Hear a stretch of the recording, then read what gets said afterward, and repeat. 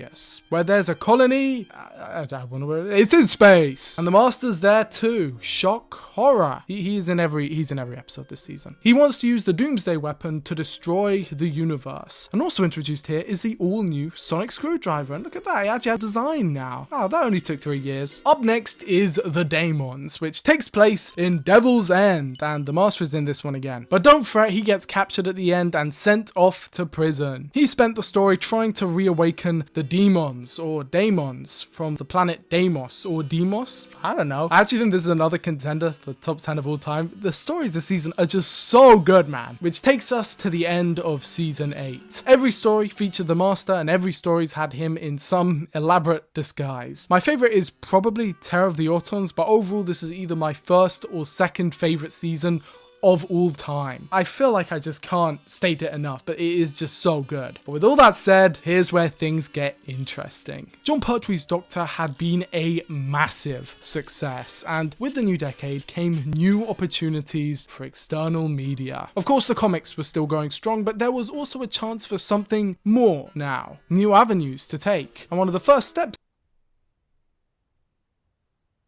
elaborate disguise. My favorite is probably Terror of the Autons, but overall this is either my first or second favorite season of all time. I feel like I just can't state it enough, but it is just so good. But with all that said, here's where things get interesting. Jon Pertwee's Doctor had been a massive success, and with the new decade came new opportunities for external media. Of course, the comics were still going strong, but there was also a chance for something more now. New avenues to take. And one of the first steps in that direction was The Making of Doctor Who, published by Piccolo Books. As you can imagine, this is a behind the scenes story that goes over how Doctor Who was made, which is all very well and good, and actually this book was very influential, going on to be the inspirations for many future Doctor Who writers. But what I want to shine a light on today is the fictional story that was included within it, because alongside a bunch of out-of-universe stuff, there is also a major lore drop here, including the Doctor's name. Yes, this is not a drill. Doctor Who's real name has been revealed, and it is partial derivative 6 cubed sigma x squared, or 6-3 DRA 2. What? Don't look at me. It's not meant to be pronounceable by human tongue, okay? The story within this book is titled The Trial of Doctor Who, and includes an extended sequence at the end of the War Games that provides a recap of every story so far, going up to midway through season 9. It's pretty cool, I think. But Doctor Who was on fire! Season 7 had proven to be a hit, and season 8 had gone above and beyond. Jon Pertwee was the Doctor, and he was everywhere. There was an exhibition in the Science Museum. There was a special Doctor Who song, and thus began the Doctor Who novelizations. The Target novelizations, an initiative that would eventually see every original Doctor Who story recreated in book format. But first it started small. Initially there was just a release of the original Doctor Who in an exciting adventure with the Daleks, and then the Crusades, and then the Zarbi, but eventually it would grow to be something far bigger. These books were arguably just as big as the show, because something you have to remember was that there was no television on demand. These shows went out once and never again. If you missed an episode, that's tough. So if you wanted to experience Doctor Who whenever you wanted, or to catch up on an episode that you missed, the novelizations were the best bet. And later on, when reruns did happen and stories started getting home releases, the novelizations were still important. There were novelized versions of the missing episodes, and arguably they were better. Most novelizations are strictly the original episode, almost word for word, with most of them having been written with the original script close by. But there were some differences occasionally between them, and when those happen and they're notable, I will bring them up. But that's all the context. Let's move in to season 9. The Daleks are back. After a 5-season hiatus, 5 seasons without the Daleks. It's a miracle the show managed to survive. They are back with a bang. Day of the Daleks is one of those sleeper hit epics that guys, I love Doctor Who. Guerrilla fighters are sent from the future to interfere with the Sir Reginald Styles to stop him from putting in place a series of actions that would lead to the Dalek invasion of Earth. Again! How the Daleks survived their civil war in Skaro is not addressed, and that's likely because it hasn't happened yet, as I will explain in my eventual timeline of the Daleks that's coming later in this video. But the gorillas are fought off by actual gorillas called Ogrons, and they're run by the Candyman? Candyman from Willy Wonka? This guy's a psycho! And of course, the Gold Dalek, and other two as well. They launch an attack on the house, and it's an epic confrontation, where the Doctor, he just disintegrated him. He don't give a fuck. But the Daleks were thankfully defeated, and that was that. Or was it? First news of one of the missing Daleks was received here at East Dulwich Police Station shortly after 8 o'clock on Thursday night, just 3 hours after our dramatic Blue Peter SOS. The Daleks were stolen. Yes, in real life. Well, what actually happened? Well, about 8 o'clock yesterday evening, we had a phone call from a... Or was it? First news of one of the missing Daleks was received here at East Dulwich Police Station shortly after 8 o'clock on Thursday night, just 3 hours after our dramatic Blue Peter SOS. The Daleks were stolen. Yes, in real life. Well, what actually happened? Well, about 8 o'clock yesterday evening, we had a phone call from a Mr. Harding of Champion Hill. The props, they done got yoinked. Someone must have left them out in the open because they got stolen. And Blue Peter, another popular BBC show for young children that has a history of promoting Doctor Who, sent out an appeal, a broadcast, asking the British public for their help to retrieve the missing Daleks. It's funny, it could have ended all there. Those new Dalek props were expensive, man, and their theft might have dissuaded the BBC from using them ever again, but thankfully they were recovered. I don't know why, but I just find this so fucking funny. Anyways, up next is the Curse of Peladon, and we're off world again. Today we are transported to Peladon, and the Ice Warriors are back, as is David Troughton, son of Patrick Troughton and common Doctor Who cameo. He plays the Prince of Peladon and basically is just an all-round fancy drama, but in space. It's great, it's great. There's Agador, the Beast Below, Alpha Centauri, who Blue Peter have a guide on how you can make out of toilet rolls. I actually did that, by the way. But with all that said, we move on to the Sea Devils. The Master's back and in prison, but not for long, because of course not for long. Somehow or other he has taken over the prison and is attempting to revitalize the Sea Devils, aquatic cousins to the Silurians who apparently just seem to be called Sea Devils. Not a very nice name. I love the design. I love the imagery of them coming out of the water, and as always, the Master's inclusion here, it just makes every story better. Additionally, here is the introduction of the Doctor's catchphrase, "I reverse the polarity of the neutron flow," a phrase which by all accounts means very little. And of course, the Doctor and the Master have their iconic sword fight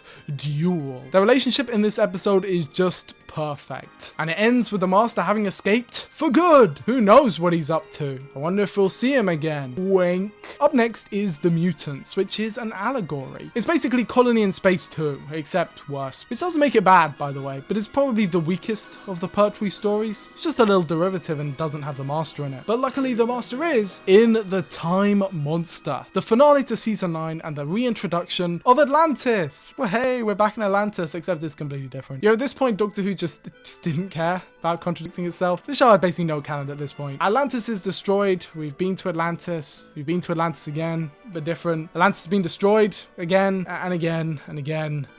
And again and again and again, but in a different way to before again. Just wave aside, man. Who the fuck cares? Focus on the funny stuff, like this real actual screenshot from the episode. Someone's messing with time. And it's the Master. You already know it's the Master. Warriors from all of Earth's history are summoned to fight units, and the Master goes to Atlantis to tame Kronos.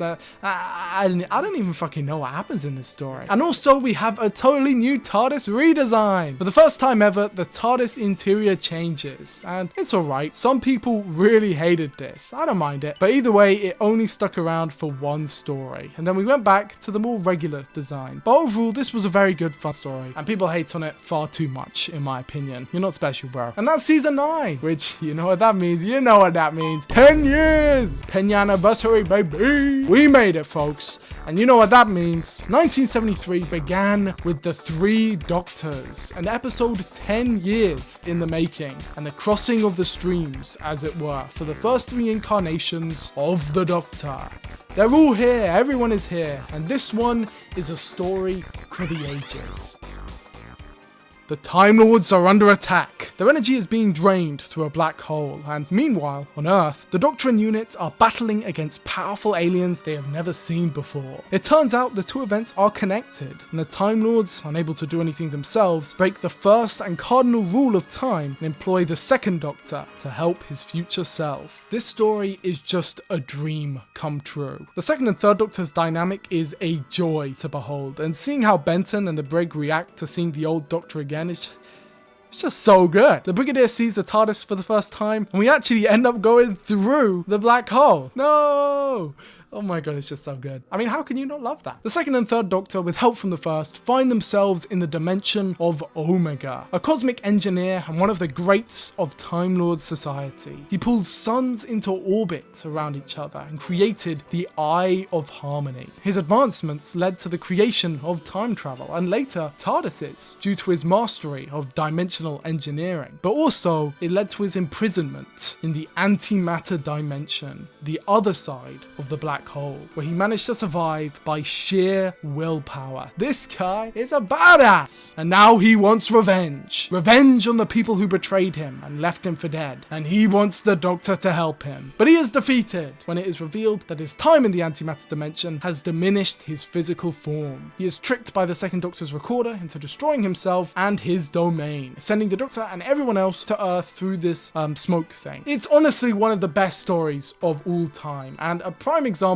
of how to do an anniversary special. All three eras, all three heroes coming together, it is just something truly special. Paul William Hartnell's role in this is not as large as the other two, mostly due to the fact that he was very ill whilst filming and had to be absent for most of it, but he still looks over our two heroes like a guardian angel. He would pass a couple years later, but he was very proud of the direction the show took, and he gave his blessing to it and to everything that it would become going forward. Needless to say, Doctor Who had been a massive success. I mean, you could hardly get to 10 seasons otherwise, and it only seemed to be going up. Season 8 was the biggest season since Dalek Mania, and Season 10 was a contender for the biggest ever. Right after the Three Doctors came Carnival of Monsters, an absolutely brilliant episode that happens to be the only appearance of the Cybermen in the Third Doctor's entire run. As a blink and you'll miss it cameo. Ian Marter is also in this one, we'll be seeing a lot more of him, and also there's the Trashigs, look at the little Trashigs. Which leads us on to Frontier in Space. Okay, I'll stop. Frontier in Space is a historic episode of the program because it marks not only the re-return of the Daleks, the re-return of the Master, the first ever Dalek and Master story, but also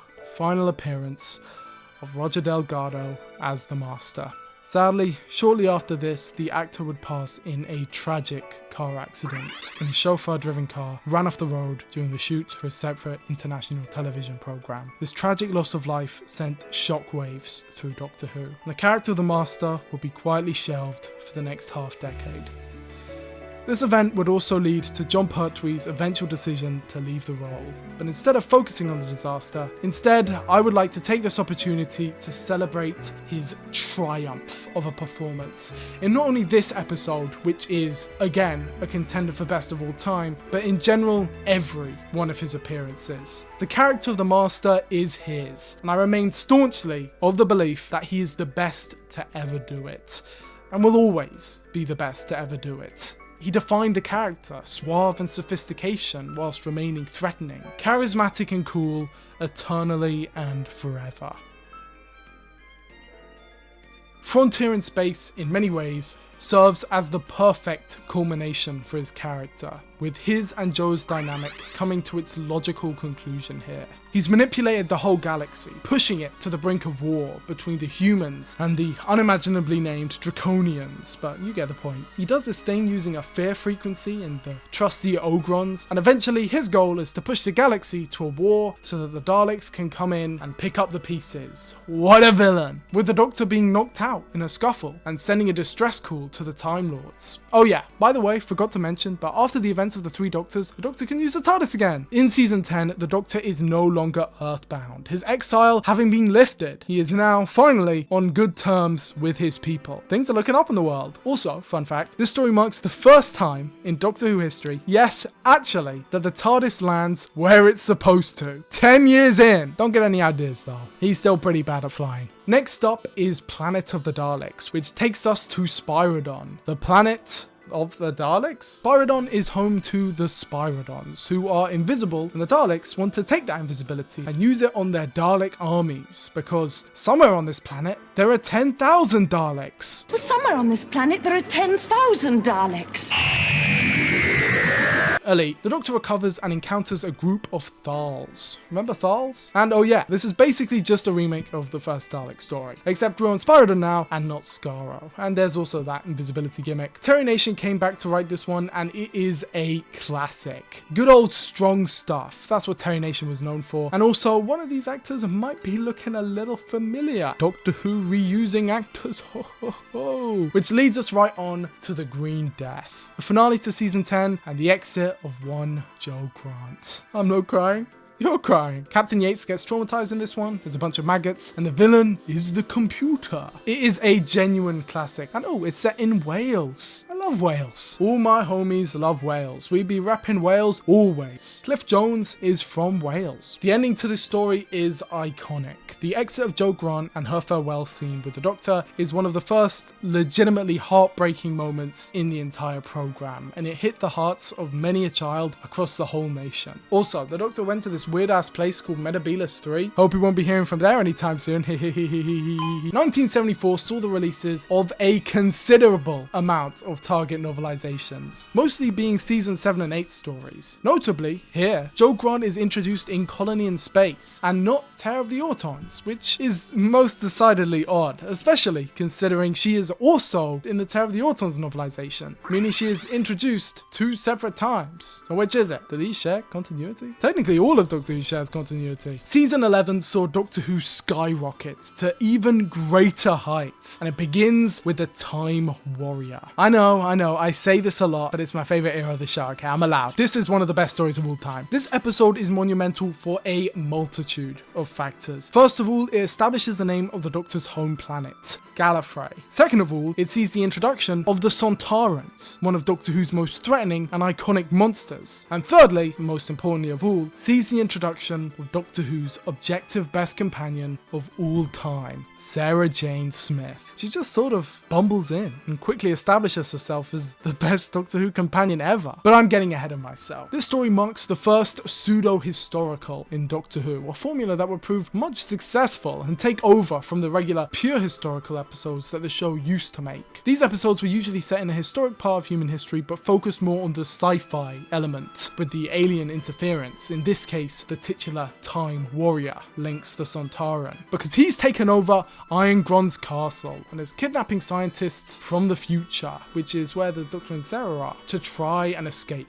Doctor and Sarah go back to stop him. They meet this archer, he kills him, he then plays Boba Fett because that's how things work, and bing bang bosh, the day is saved, which leads us on to Invasion. Invasion of the what? Invasion of the dinosaurs! Wonder what this one's about, folks. The dinosaurs have invaded, and it's all a ploy from evil climate activists. And Captain Yates is amongst them? Betrayal! This story is basically the opposite of the Green Death, except both stories are peak, so yeah. I just like funny dinosaurs, guys. You can't take this one away from me. The story ends with everything sorted, and the Doctor and Sarah are officially best buds. Let's go on more adventures! Specifically, let's go to Exelon. I hear the beaches are lovely. Death to the Daleks begins with the TARDIS shutting down. Whoops. It appears exposure to the Citadel sucks away all power, including that of the TARDIS and that of the Daleks, leading to them getting blown up by sticks. The Daleks can be a bit silly sometimes, can't they? I say that, this is another Terry Nation masterclass, and I must say, as a kid, I love this one. And naturally, that means that I still love it now. That's how nostalgia works. This is one of my favorites. The sleek silver of their new design. The Daleks get special bullet guns here, and damn, they're just so cool. But after that is The Monster of Peladon, the sequel to The Curse of Peladon, and hey, the Ice Warriors are back, as is Alpha Centauri. Alpha Centauri, my beloved, I love her. This one is actually really underrated. I think it's a fun time, even if it is probably the second least popular story of the Third Doctor's run, mostly due to the fact that people think it isn't as good as the first one, which I find debatable, but even if Curse is better, who cares? We just get both. But after that, we are led into Planet of the Spiders, the return to Metabilis 3. I knew it would be important in the final episode of the Third Doctor. There is a lot at play here. But first of all, speaking of plays, after this episode came out, but before the next one did, a special play was ran, a performance called Doctor Who and the Daleks in the Seven Keys to Doomsday. A special story in which the Fourth Doctor, who isn't actually the Fourth Doctor and is instead played by Trevor Martin, has to track down the Seven Keys to Khan in a mixture of the original Dalek story, the Macra Terror, and the Keys of Marinus. What a strange piece of Doctor Who history. He is accompanied by Jenny and Jimmy, new companions original to the stage play, with Jenny being played by old companion actress Wendy Padbury, who played Zoe. What is going on? Not much is known about this story, but the Dalek Emperor is apparently in it, and elements of it would be salvaged in the future, so I mean, it's cool, I guess. Anyway, back to Planet of the Spiders. We're back on Earth, and the Doctor and the Brigadier are just having a fun night out together. I unironically love this sequence, okay? It shows how strong the relationship between the Doctor and the unit family has gotten. Before, he wanted to leave Earth as soon as possible, but now he stays even when he doesn't have to. His life still revolves around Earth, and he's still helping the Brigadier when he needs him. They're on the lookouts for psychics, because, actually, yeah, I should probably explain this. Psychics, people who have psychic powers, like regular humans who are telepathic, are just happen to be a thing. You know, they exist in the Doctor Who universe. Some people are just born like that. It's a really low-key thing that no one really talks about, but it just keeps popping up again and again, that people are psychic in Doctor Who. I mean, I suppose it is what it is. I mean, I think it's cool. But sadly, this particular psychic, who has a killer bow tie, dies in the unit headquarters after getting a premonition about spiders on Metabilis 3. And sure enough, there are spiders on Metabilis 3, trying to get back the crystal the Doctor took in the Green Death. And they're using a Buddhist wellness center to do it. I mean, a bit strange, but if it works, with them infiltrating the minds of this weird cult thing to try and kill Mike Yates and Sarah. Basically, the writer got really into Buddhism and wanted to write a story about it. The head of the retreat is Campo, who turns out to be the Doctor's teacher. Over the years, we had gotten hints at Doctor Who's home planet. First, we learn its color: orange sky, silver leaves, sand everywhere. The Doctor gives quite a beautiful speech about it in the Time Monster. And then after that, we find out its name. We now know it's called Gallifrey. But now, in Planet of the Spiders, we learn more about the Doctor's upbringing. And then Campo dies, regenerates. And I think that sets the scene for what's about to happen in the rest of the story. This story is action. It's action from the word go, with one of the episodes genuinely being a 20-minute long chase scene along roads, sky, and sea. It is epic! And the crowning achievement of this epicness is the iconic Doctor Who's Whomobile. Yes, it is fucking real, and yes, it can fucking fly. This is literally the coolest thing ever. It's never getting cooler than this, folks. So yes, Doctor Who has a Whomobile. But do you know what's even better? John Pertwee having a Whomobile. Yes, it is real. The Whomobile was a real car, and it was genuinely driven around by John Pertwee. This was his car in real life. He went on many a show, many a tour to showcase his new whip, and holy, the world is not ready for this level of swag. By the way, that's Peter Purvis from earlier. Remember him? When I was a kid and I watched this, I did not know that his real name was Peter. I thought the show was called Peter. So when he said, "Hello, Peter," I thought he meant like, "Hello, Blue Peter." like that's what you said to everyone? Why am I even talking about this? Either way, the Third Doctor is put in a no-win scenario and is forced to sacrifice himself to stop the Great One, the largest spider in the world, who even has Sarah trapped in her web of lies and manipulation. One of the most iconic images of the whole show, by the way. But the Doctor dies. He is poisoned by the radiation of the crystal and barely manages to return to Earth before collapsing on the cold, hard floor. And yeah, I wasn't lying. The Doctor dies. For real. He is dead until Campo reappears beside him. He explains that while the Doctor is actually dead, he can help to advance the process. The Doctor just needed a bit of help with his regeneration, and Campo gives him that push. The man disappears again before the Brigadier can ask even a question, and the Doctor changes once more. Jon Pertwee's time on the show is finished, and Tom Baker's is just beginning. Thomas Stuart Baker was born on the 20th of January 1934 in Liverpool, England. Let me tell you, this guy had a crazy life. Raised by his mother for most of his life, Tom Baker left school at 15 to become a monk. Seriously. But he left afterwards when he realised he wasn't really suited for it, and instead picked up an acting hobby when he served in the Navy. I'm beginning to notice a theme here. He soon took up acting as a career, and for the first couple decades, there were ups and there were downs. In particular, one of his major ups was as the main antagonist in The Golden Voyage of Sinbad, and one of his major downs was, at the same time, working on a building site as a brick hauler. In fact, he was dubbed Boiler Suit Tom after he had to be given out old studio clothes to put on over his regular clothes, on some Pursuit of Happiness type shit. It was while working on this building site that he put in his name to be considered for Doctor Who. He sat up late at night feeling sorry for himself, and I mean, I gotta be honest, he kinda deserved to feel sorry for himself. If you've read the stories, he makes it seem nicer in spoken recounts, but damn, yeah, he had it rough, man. And by a stroke of luck, he became Doctor Who, hey. It was gonna be difficult for Tom Baker to take over. While the concept of regeneration was now firmly established in the DNA of the show, and audiences were ready and willing for a new star, Jon Pertwee had been in the role for 5 seasons, far more than William Hartnell and Patrick Troughton's 3 apiece, and arguably he had been the most successful. He was synonymous with the role, and it would be a real uphill struggle for Tom Baker. Oh wait, he's already the most successful Doctor. Tom Baker's 4th Doctor was an overnight sensation, and he became more and more popular as his tenure went on. And wait for this one, guys, I don't think it takes a genius to figure out why. Tom Baker is the Doctor. The character that he plays is simply an exaggerated science fiction version of himself. It is not an understatement to say that he was born to play the role, and he plays it to perfection. He was alien, he was eccentric, and above all, he was a hero. Dressed in his coat and his hat and his unfathomably long scarf, the 4th Doctor is the most unorthodox hero to ever hero. But I think that's what made him so successful. He wasn't a jock, he wasn't a bodybuilder, or a hero who won the day through blood and violence. He certainly wasn't a pushover either, but he was a beacon of hope to a generation, multiple generations until forever, to the young boys and girls of eternity that taught them that there was a different way to be a hero. You don't need to kill to be able to win. To all of the bookworms or the quiet children, he was the role model for them, and he did it so effortlessly. Would you like a jelly baby? I would definitely say that even today he is the most popular amongst the Doctors, and it makes perfect sense too, considering his era is by far the longest, which we aren't even halfway through.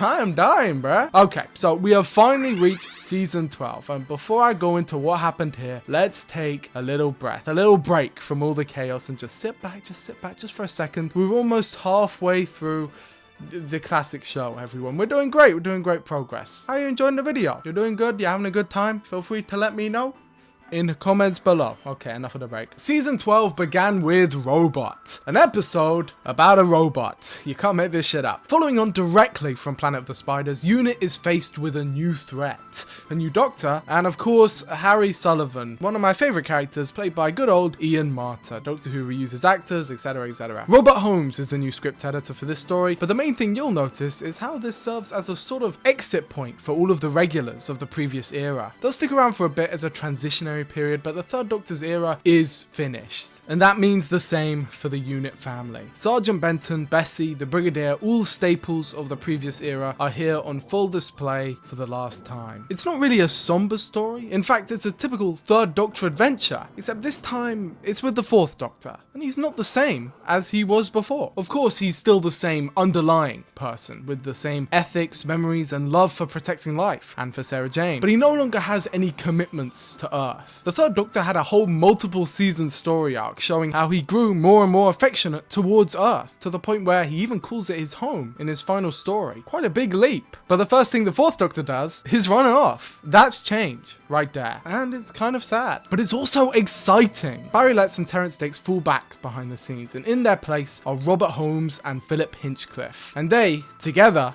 in my opinion, form the greatest duo in the show's history. Because here we are, folks. We are entering the golden age, people. Sarah is sad that the Doctor has changed, but by the end of the story, she is willing to go along with the stranger, and Harry is also along for the ride too, leaving Unit and Earth in favour of other adventures. The arc in space. We are sent off into the far future to Nerva Beacon, an arc in space. No, I won't even do it anymore. And also the inspiration for Alien, maybe. So famously, Ridley Scott almost worked on the first ever Dalek story. This is a famous anecdote. And also famously, he was known to be a fan of the program, to at least around the time when this episode was coming out. And this story is definitely very similar to Alien, with the general storylines being kind of the same, with the chestburster being replaced by this infection thing. So I personally think it is highly likely that this is the inspiration for that iconic horror movie, but technically it's not confirmed. It's never been stated officially, so I'll leave you guys to figure out whatever you want. Was this episode the inspiration for Alien? Was Day of the Daleks the inspiration for the Terminator? Either way, this episode is amazing. It has frequently been dubbed as the best Fourth Doctor story, including by Tom Baker himself, and yeah, I definitely get it. The Doctor and friends arrive on Nerva Space Beacon, where humans have been kept in suspended animation, but there's an alien force invading the ship, the Wirrin, and they are threatening to destroy the remnants of mankind. This marks the start of the darker, more gothic style of storytelling employed to great effect.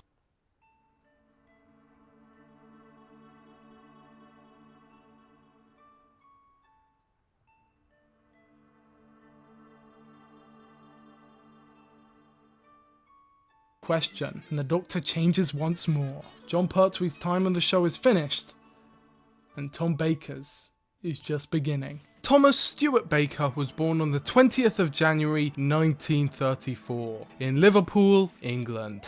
Let me tell you, this guy had a crazy life. Raised by his mother for most of his life, Tom Baker left school at 15 to become a monk. Seriously. But he left afterwards when he realised he wasn't really suited for it, and instead picked up an acting hobby when he served in the Navy. I'm beginning to notice a theme here. He soon took up acting as a career, and for the first couple decades, there were ups and there were downs. In particular, one of his major ups was as the main antagonist in The Golden Voyage of Sinbad, and one of his major downs was, at the same time, working on a building site as a brick hauler. In fact, he was dubbed Boiler Suit Tom after he had to be given out old studio clothes to put on over his regular clothes, on some Pursuit of Happiness type shit. It was while working on this building site that he put in his name to be considered for Doctor Who. He sat up late at night feeling sorry for himself, and I mean, I gotta be honest, he kinda deserved to feel sorry for himself. If you've read the stories, he makes it seem nicer in spoken recounts, but damn, yeah, he had it rough, man. And by a stroke of luck, he became Doctor Who, hey. It was gonna be difficult for Tom Baker to take over. While the concept of regeneration was now firmly established in the DNA of the show, and audiences were ready and willing for a new star, Jon Pertwee had been in the role for 5 seasons, far more than William Hartnell and Patrick Troughton's 3 apiece, and arguably, he had been the most successful. He was synonymous with the role, and it would be a real uphill struggle for Tom Baker. Oh wait, he's already the most successful Doctor. Tom Baker's 4th Doctor was an overnight sensation, and he became more and more popular as his tenure went on. And wait for this one, guys, I don't think it takes a genius to figure out why. Tom Baker is the Doctor. The character that he plays is simply an exaggerated science fiction version of himself. It is not an understatement to say that he was born to play the role, and he plays it to perfection. He was alien, he was eccentric, and above all, he was a hero. Dressed in his coat and his hat and his unfathomably long scarf, the 4th Doctor is the most unorthodox hero to ever hero. But I think that's what made him so successful. He wasn't a jock, he wasn't a bodybuilder, or a hero who won the day day through blood and violence. He certainly wasn't a pushover either, but he was a beacon of hope to a generation, multiple generations until forever, to the young boys and girls of eternity that taught them that there was a different way to be a hero. You don't need to kill to be able to win. To all of the bookworms or the quiet children, he was the role model for them, and he did it so effortlessly. Would you like a jelly baby? I would definitely say that even today he is the most popular amongst the Doctors, and it makes perfect sense too, considering his era is by far the longest, which we aren't even halfway through. I am dying, bruh. Okay, so we have finally reached season 12, and before I go into what happened here, let's take a little breath, a little break from all the chaos, and just sit back just for a second. We're almost halfway through the classic show, everyone. We're doing great progress. Are you enjoying the video? You're doing good? You're having a good time? Feel free to let me know in the comments below. Okay, enough of the break. Season 12 began with Robot, an episode about a robot. You can't make this shit up. Following on directly from Planet of the Spiders, Unit is faced with a new threat, a new Doctor, and of course, Harry Sullivan, one of my favorite characters, played by good old Ian Marter. Doctor Who reuses actors, etc, etc. Robert Holmes is the new script editor for this story, but the main thing you'll notice is how this serves as a sort of exit point for all of the regulars of the previous era. They'll stick around for a bit as a transitionary period, but the Third Doctor's era is finished. And that means the same for the Unit family. Sergeant Benton, Bessie, the Brigadier, all staples of the previous era, are here on full display for the last time. It's not really a somber story. In fact, it's a typical Third Doctor adventure, except this time it's with the Fourth Doctor, and he's not the same as he was before. Of course, he's still the same underlying person, with the same ethics, memories, and love for protecting life, and for Sarah Jane, but he no longer has any commitments to Earth.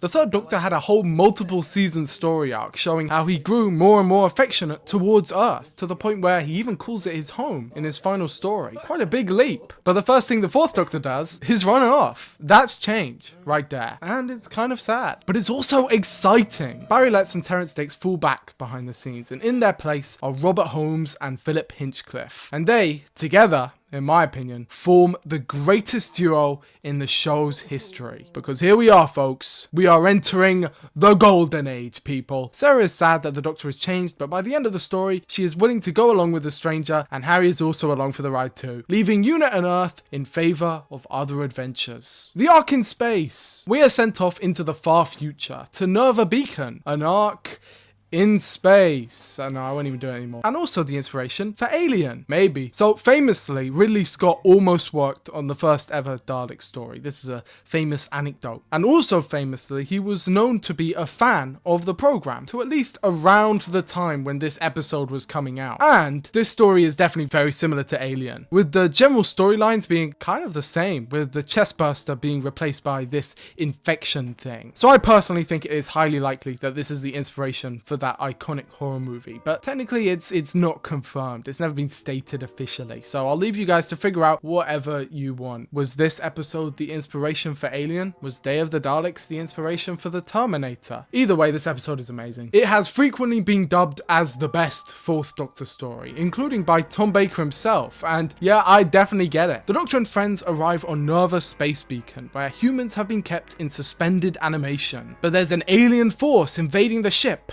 we're in, and they are threatening to destroy.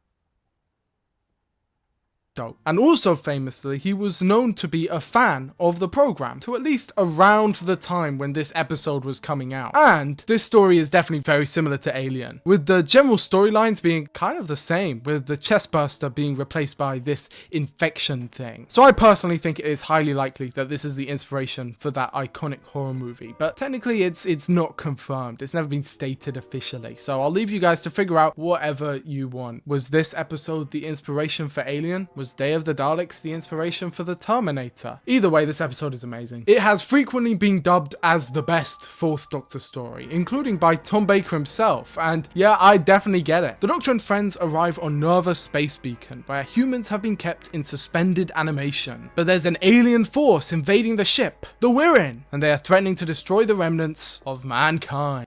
This marks the start of the darker, more gothic style of storytelling employed to great effect by the Hinchcliffe-Holmes duo. Here the Doctor delivers the first of his speeches, something that will become a staple of the character, most likely due to a certain Scottish boy being inspired by his favourite episode. And the Doctor asks people if they want a jelly baby. Can you believe it? Last time I made a whole video about the entire history of Doctor Who, and I didn't even mention that the fourth Doctor always asks people if they want a jelly baby. I mean, it's his iconic catchphrase, people. Additionally, as all of this was going out, the novelizations began releasing at full speed. The Cybermen books, the Peladon books, most of these didn't really differ too much from the original story counterparts outside of small and not very important details, but what's key to remember is the fact that for most Doctor Who fans at this point, this was the main way they were consuming the old episodes. New Doctor Who fans are born every year, and this still remains the case, but due to the show's absolutely booming popularity, with Ark in Space actually being the entire show's peak for top ranking shows within the week, like literally ever, this was more the case than ever. A whole new generation of kids were getting into the show, and these books were their entry point into obsession. There was a legacy there already, which marked the start of the first ever fandom, but we'll get into that.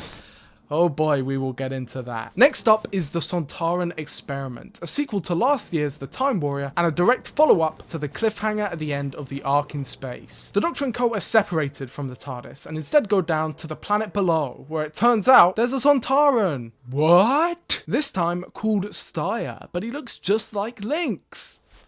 Does he? That always confused me as a kid. I guess they look kinda similar, and the ship most definitely is the same. This is a short one, but a good one. And only 2 parts long, this mostly feels like a bonus extra story, but I love it. Also, fun fact, Tom Baker broke his collarbone here, and so half of the episode sees his hand in a cast, concealed by his supermassive scarf. On the scarf, in universe, the Doctor says it was knit by Madame Nostradamus, but out of the show, it was made by a woman named Begonia Pope, a lady from the BBC costume department who was told to make a Technicolor scarf, but wasn't told how long she needed to make it. So she just went until she ran out of wool. 7 meters was the final length, and even though it was like a bonus extra story, but I love it. Also, fun fact, Tom Baker broke his collarbone here, and so half of the episode sees his hand in a cast, concealed by his supermassive scarf. On the scarf, in universe, the Doctor says it was knit by Madame Nostradamus, but out of the show, it was made by a woman named Begonia Pope, a lady from the BBC costume department who was told to make a Technicolor scarf, but wasn't told how long she needed to make it. So she just went until she ran out of wool. 7 meters was the final length, and even though it was by complete accident, the producers loved it, and it became a staple of the character. Arguably, it's still one of the most iconic bits of iconography that the show has. But anyway, the Sontaran is defeated, the Doctor, Sarah and Harry prepare to transmat, and they find themselves nowhere. Or somewhere. The Doctor finds himself in a gas-covered wasteland, where he finds himself face to face with another Time Lord. I love the costuming here. The Time Lords have been portrayed in many a different manner so far in Classic Who. Originally they were robed and all-powerful, a sort of quiet malice, befitting of upper-class, snobby, self-assured know-it-alls. They had all the power and they knew it, thinking themselves better than all. Then, in Terror of the Autons, when another appears to warn the Doctor about the Master, he wears a slightly less ostentatious costume, but one that more so translates what that previous costume was attempting to communicate into a more contemporary language. Then, in the Three Doctors, they became a little bit more bumbling, a little bit more flawed, wearing these more armor-like robes and being far more fallible. But here, they return to more of their original look, whilst being something totally new. It's like a dark jester, and the way it's shot too, like he just comes out of nowhere. It's actually rather scary, the contrast between his face and the costume and the way he speaks. It fits in with the more gothic tone from earlier. And anyway, he is here to warn the Doctor yet again. While the Time Lords no longer exile the Doctor, they do still want to use him, but this time as little more than a pawn. As he is a renegade, but a well-meaning one, they want to utilize his meddling to interfere in things that they themselves are too scared to touch. And here, they want him to do something really scummy. The Doctor, Sarah and Harry find themselves in a war zone, a grim and gritty reminder of the horrors that this new era is willing to show. But they're not just in any war zone. No, the Doctor is on Skaro, and he is tasked with averting the genesis of the Daleks. Terry Nation had been a very successful writer, and after taking a few years off the show, had been back to Doctor Who with much success. Both Planet and Death to the Daleks were highly regarded and successful stories, but Hinchcliffe wanted more. There is a false assertion in the fandom that Terry Nation was a one-hit wonder, untalented, both a bold and blatant lie that is obviously untrue due to his massive successes both before and after the Daleks, but a lot of where this idea comes from is the fact that he needed to be pushed in the right direction by the other creatives at this time. Allegedly, he sent in a draft for a new Dalek story that came off as a bit bland, and so he received a note back with a new idea for the Daleks, for a story, The Origin. But I fail to see how that makes him a bad writer. Okay, so maybe I'm biased because I love the Daleks just so much, but saying Terry Nation is a bad writer is just insane to me. I love Planet and Death of the Daleks, so people's complaints about those stories just bounce off me, and I think you're crazy if you don't like them, but this is the one which genuinely annoys me. Every writer receives feedback from the people in charge. It is a testament to how great Terry Nation's scripts were that they rarely had to be reworked at all. Terrence Dicks famously stated that Terry Nation was one of his favourite writers due to how consistent he was, and due to how little guidance he usually needed. He wrote good, strong stuff. He knew what he wanted and he delivered, and he did it consistently, on time, and without the need for many drafts after. Yeah, he is probably one of the best writers in the entire history of the show. Even putting aside the fact that the show owes its entire success to him, just for a second, which,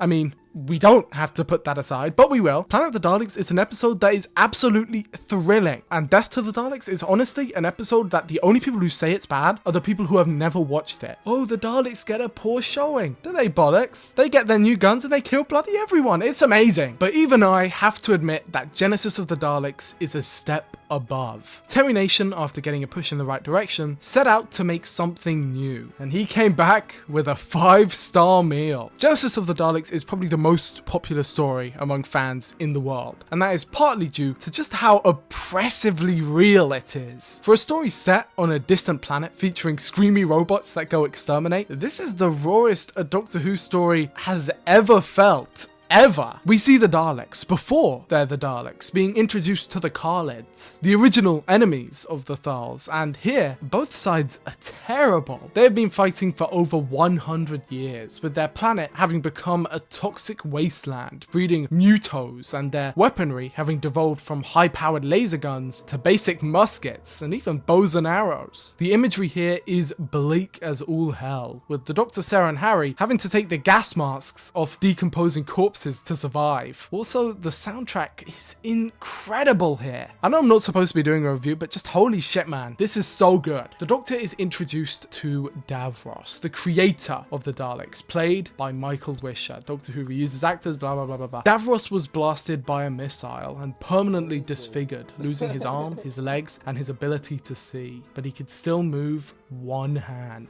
And with that hand and his unimaginable This game is taking all my attention.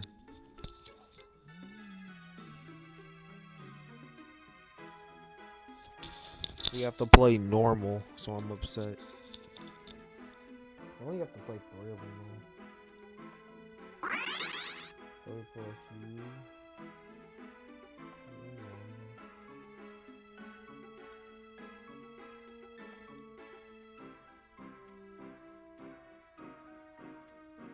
Why not?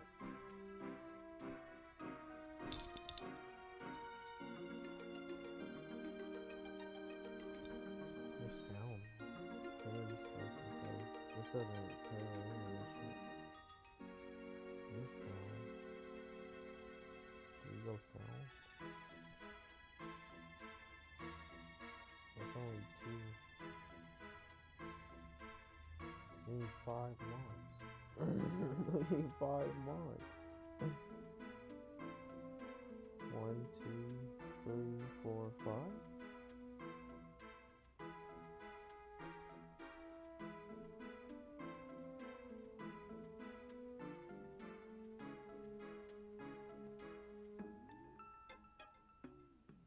We didn't get an egg.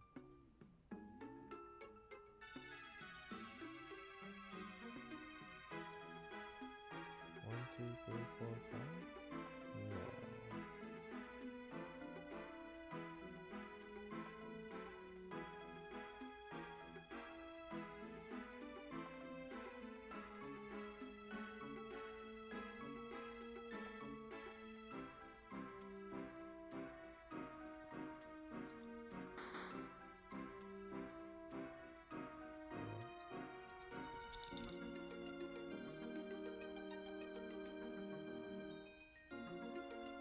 We can actually pivot to fire. What? We can actually pivot to fire.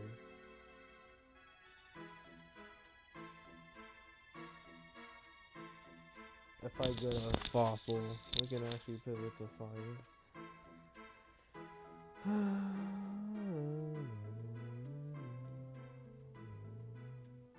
Fire baby. Let's try this.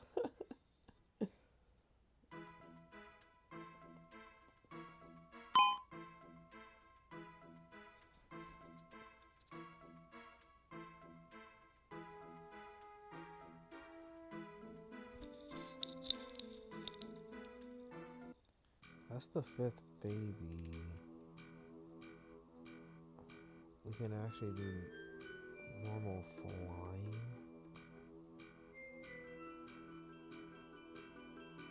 That's probably bad.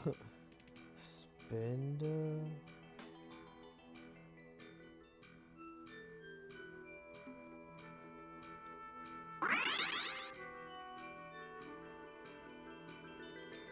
And then we have to get rid of something.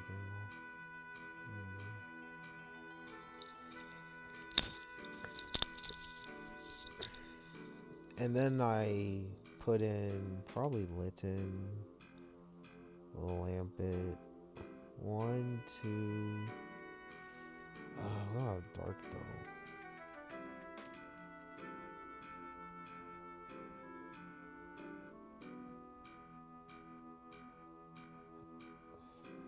Three, 4, 5. We need 3 normal then.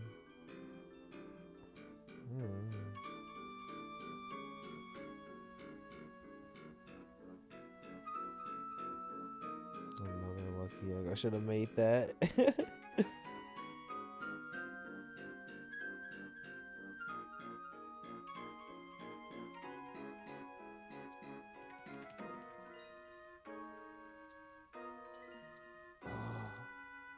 Flying's tapping. That's Froakie, dude. What? I mean, we can. What do we get rid of though? I don't think we can make this.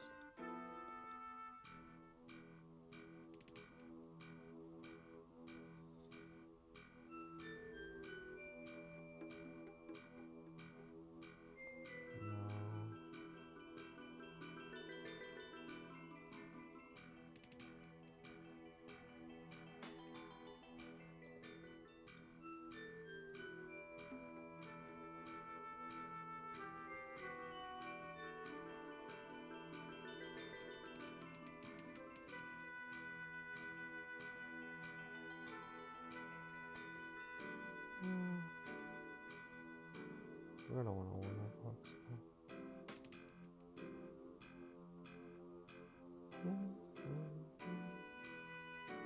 There are no shades.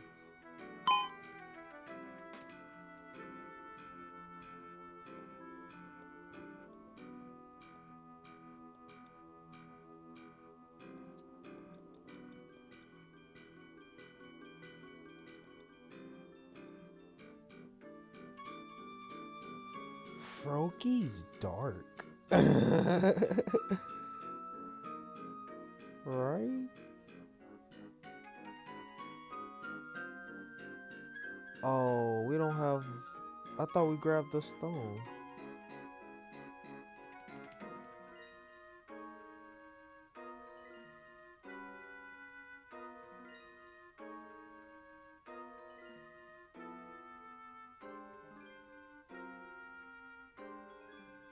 I thought we grabbed the stone.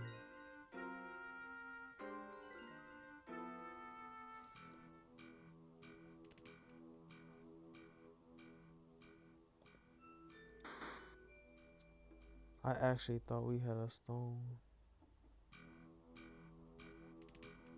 No, we're playing fire for some reason.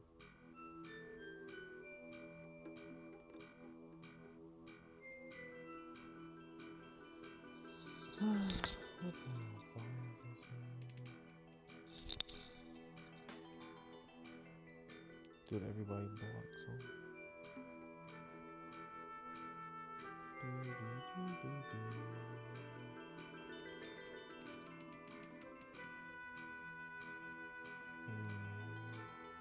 I thought we had a stone. I thought we had a stone. I was gonna make Flareon. I grabbed the stone. What the?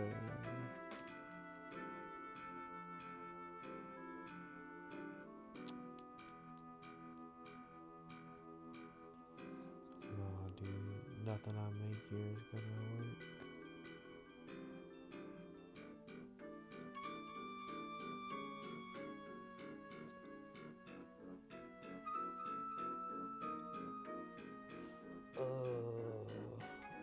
I didn't know about the water sound. I would have made water.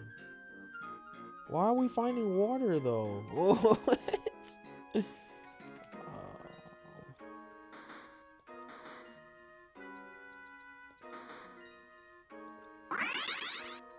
Now we have to go flying. Is this a joke?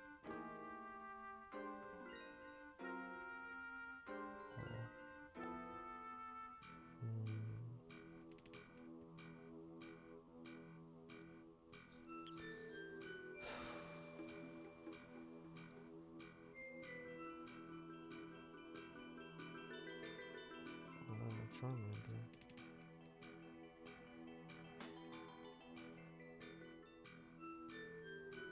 We don't have a dragon anymore.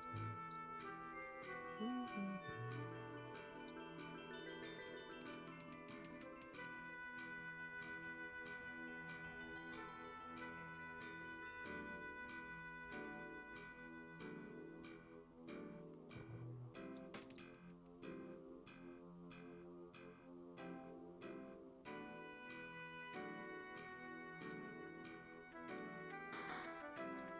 We need a dark type. Oof.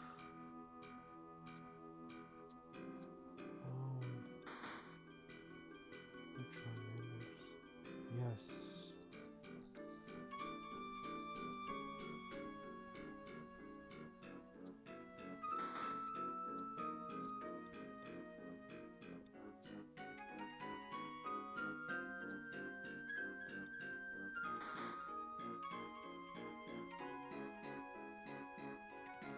Closing too fast.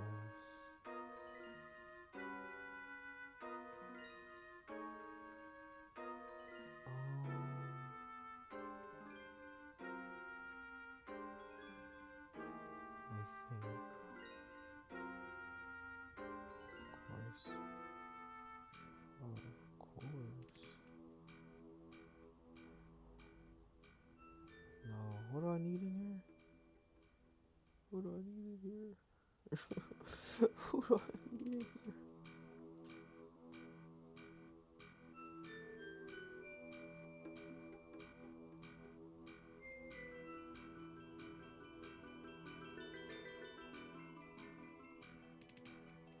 No, we don't get Dragon Fruit.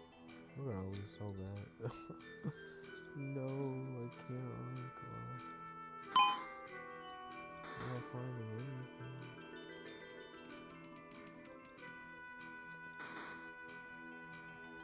Oh, I wanted a fossil.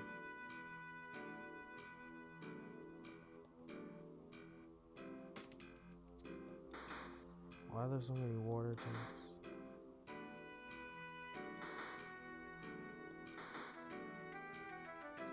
Charmander is actually super rare.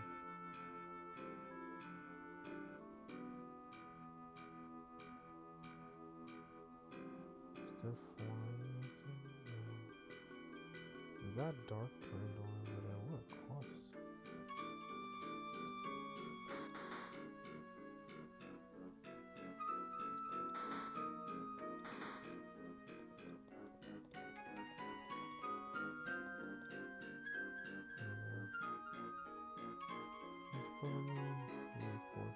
That's not even 4 years.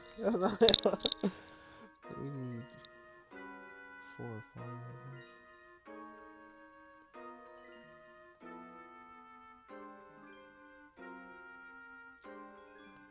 This sucks. Dude, we're in the fire region.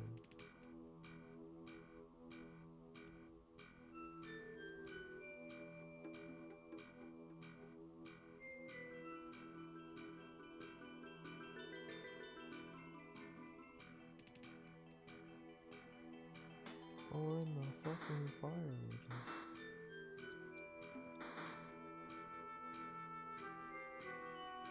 Oh my god, dude.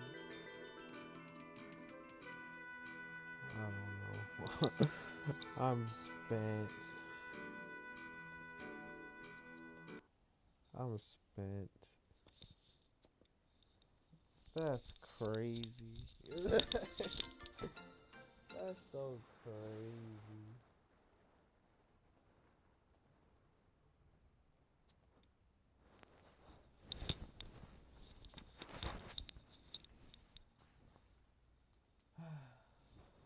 And their weaponry having devolved from high-powered laser guns to basic muskets and even bows and arrows. The imagery here is bleak as all hell, with the Dr. Sarah and Harry having to take the gas masks off decomposing corpses to survive. Also, the soundtrack is incredible here. I know I'm not supposed to be doing a review, but just holy shit, man, this is so good. The Doctor is introduced to Davros, the creator of the Daleks, played by Michael Wisher. Doctor Who reuses actors, blah blah blah blah blah. Davros was blasted by a missile and permanently disfigured, losing his arm, his legs, and his ability to see. But he could still move one hand. And with that hand and his unimaginable intelligence, he created something for himself. He created the Mark I travel machine, a life support system for himself and a way for him to see again. But he wasn't done. In his underground bunker of top scientists, Davros created the next step, the next evolution of the Khalid race, and he made them in his own image, the Dalek. Without going into too much detail on this masterpiece of a story, Sarah is forced to escape the missile shaft with all her fellow prisoners falling down behind her as they're shot. The Doctor and Harry need to escape, but it all ends up with both of them caught by Davros, who forces the Doctor to reveal all the secrets of every single future Dalek defeat, every encounter with the Daleks, and how to avert their destruction. Luckily, the Doctor and friends escape and even have a chance to stop the Daleks before they ever leave Skaro, before they ever even leave the testing chambers. But when the Doctor has those two wires in his hands, he stops.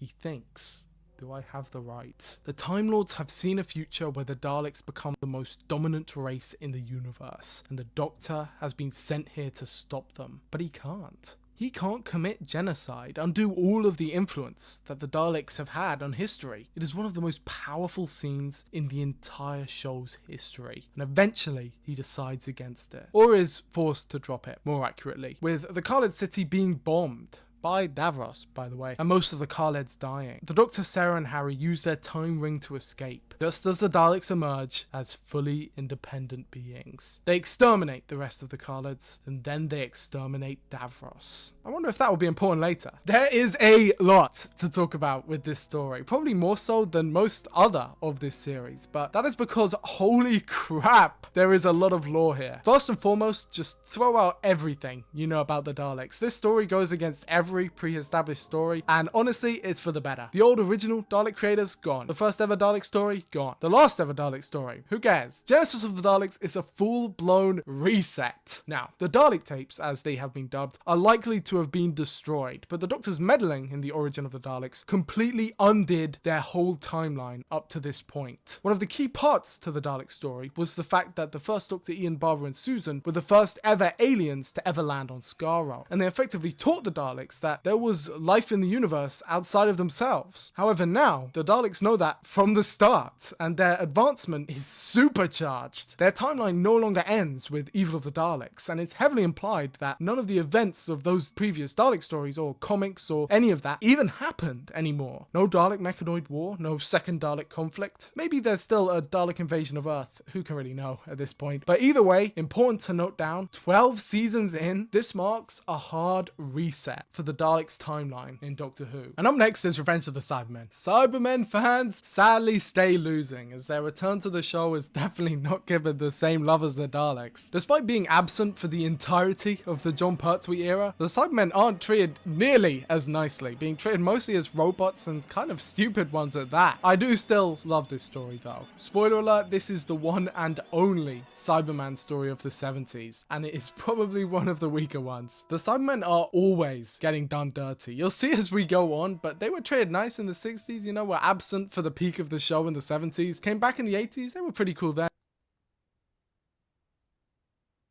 The show is definitely not given the same love as the Daleks, despite Daleks timeline in Doctor Who. And up next is Revenge of the Cybermen. Cybermen fans sadly stay losing, as their return to the show is definitely not given the same love as the Daleks. Despite being absent for the entirety of the Jon Pertwee era, the Cybermen aren't treated nearly as nicely, being treated mostly as robots and kind of stupid ones at that. I do still love this story though. Spoiler alert, this is the one and only Cyberman story of the 70s, and it is probably one of the weaker ones. The Cybermen are always getting done dirty. You'll see as we go on, but they were treated nice in the 60s, you know, were absent for the peak of the show in the 70s, came back in the 80s, they were pretty cool then, and then after that, okay, well, we'll get there when we get there, people. Revenge of the Cybermen sees the Doctor return to Nerva Space Beacon, this time in the past, and there's a virus on the ship, transported by the Cybermat. Everyone is down for the count until the Cybermen arrive on their spaceship. At least they've got a cool design. They want to take over Voga, the planet of gold, because the Cybermen's weakness is gold for some reason.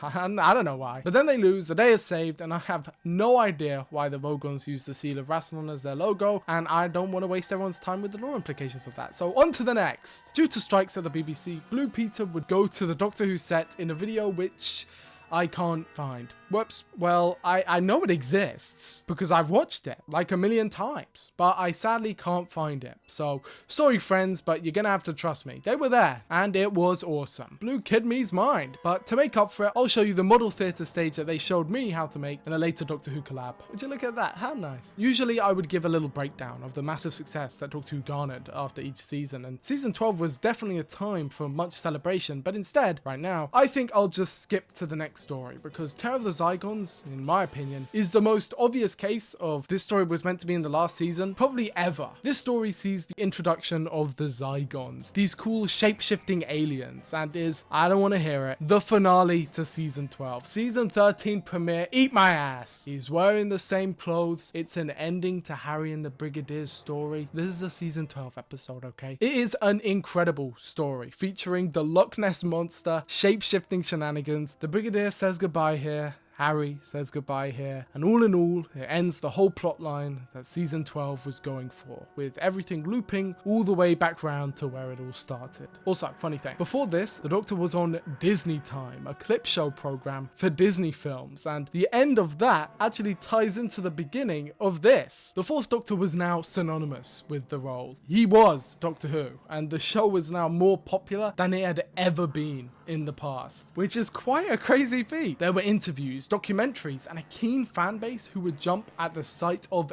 anything with the logo on it. And boy, was there a lot to be sold. So many Target novelizations. So many that the Target book company went platinum. The Doctor Who monster book, the Dalek board game, Doctor Who and the Pescatons, an audio adventure featuring both the main cast. This show was a smash hit. And not many television shows can say that twice. Thrice, all within 2 decades, which set the scene for season 13, The Doctor and Sarah Against the Universe, and the most popular season of the show. Planet of Evil is next up, which is kind of like a mix between Journey to the Center of the Earth and Dr. Jekyll and Mr. Hyde, but the real smash hit was up next with The Pyramids of Mars. This is a very iconic story that I've gone over in great detail before on quite a few occasions now. I didn't realize that it was stacking up that much. So if you want the basic rundown, you can go to my previous video, An Abridged History of Sutekh, but here I'll just say it's a 10 out of 10 masterpiece, but you already knew that. The Doctor and Sarah land in Unit HQ, before it was Unit HQ, and discover some robot mummies under the control of Sutekh the Destroyer, and a siren who is sealed away on Earth, with his only exit being to destroy the Pyramids of Mars. There we go. He is an all-powerful godlike being hell-bent on death and destruction, and Sarah says she's from 1980. What does this mean for the lore? Okay, so yeah, Sutekh is really cool. He's got a badass voice, and it ends with him being stuck in the time corridor, going out into eternity, blah blah blah blah blah. Very cool, but Sarah says she's from 1980. Okay, people, what the fuck does that even mean? So okay, this story came out in 1976, right? And the last time Sarah was on Earth, it was 1975, right? Unless it wasn't. When was the rest of the unit stories? If there was a year-long gap between Terror and Mind of Evil, and the Doctor was on Earth for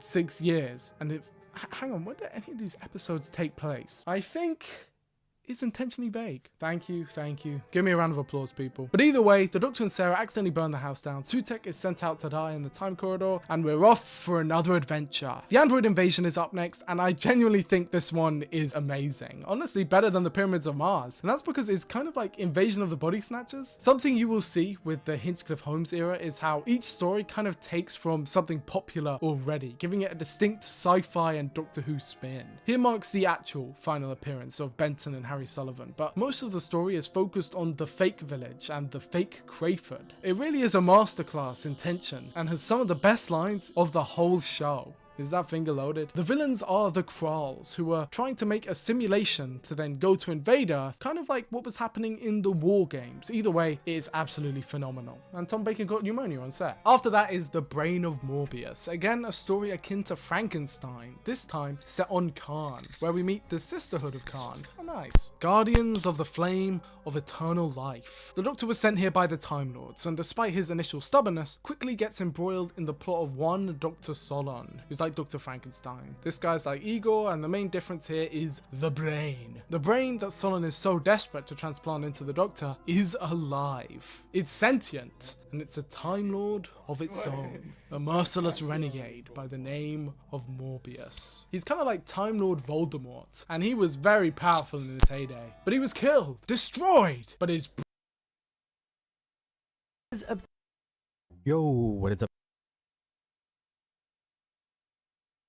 and the main difference here is the brain. The brain that Solon is so desperate to transplant into the Doctor is alive. It's sentient, and it's a Time Lord of its own. A merciless renegade by the name of Morbius. He's kind of like Time Lord Voldemort, and he was very powerful in his heyday. But he was killed, destroyed, but his brain survived and made its way to Khan, where Dr. Solon, his loyal servant, pledged to find a body for him. So he sent out a signal, luring ships to crash on the planet below. Khan became a ship graveyard, and Solon salvaged and scavenged all of them to create the perfect body for his master. After his plans to use the Doctor go sour, he is forced to put Morbius into the monster's body, and the Doctor and Morbius face off in a mind duel. We see all of Morbius's previous bodies before switching over to the Doctor, and we see all his previous faces too.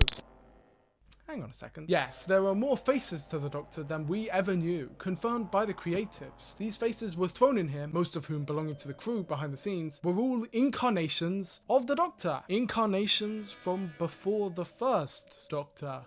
Huh, what's going on here? But going back and assessing all these past memories seems to have left the Doctor short-circuited. It takes him a bit of time to get back into the swing of things, where then he and the Sisterhood of Khan team up to defeat Morbius once and for all. And after that is the finale to season 13, The Seeds of Doom, an episode which I love very much. It's basically The Thing from Another World, set in Antarctica, and with the main villain being a crinoid, which is just a recolored Axos suit. The Doctor just kills a guy, man who never would my ass, and it wouldn't be long for season 14 to release shortly after. Beginning with The Mask of Mandragora, my second most underrated story of all time. This one introduces the Doctor's secondary control room, which he presumably used in his second incarnation off screen. It's a beautiful story set in Italy, where the Doctor faces off against the Mandragora Helix, a formless and evil entity that possesses humans akin to the Great Intelligence and the Nestine Consciousness. They really need to bring this guy back, I feel. I mean, the other two have been. And after that is The Hand of Fear, a historic episode in Doctor Who, as it would see the departure of the much beloved Sarah Jane Smith. The actual story is brilliant, with the titular Hand of Fear belonging to Eldrad, who needs nuclear power to recharge himself. But the main highlight of the story is its ending. The Doctor and Sarah say their goodbyes, and she finally leaves the TARDIS. Tom Baker and Elizabeth Sladen were very close to each other. They had each made these characters their own, and it's one of those things where it's really hard to describe to someone who hasn't actually watched the show. Classic Doctor Who is my favourite television show of all time, but something which I think a lot of people don't really understand about it is just how much it relies on the main cast of actors. They breathe life into all of these characters, all the charisma, all of the charm, the heart. It's inserted almost wholly by the actors. Of course, the scripts are brilliant too, and there are wonderful moments all the time, but here, unlike unlike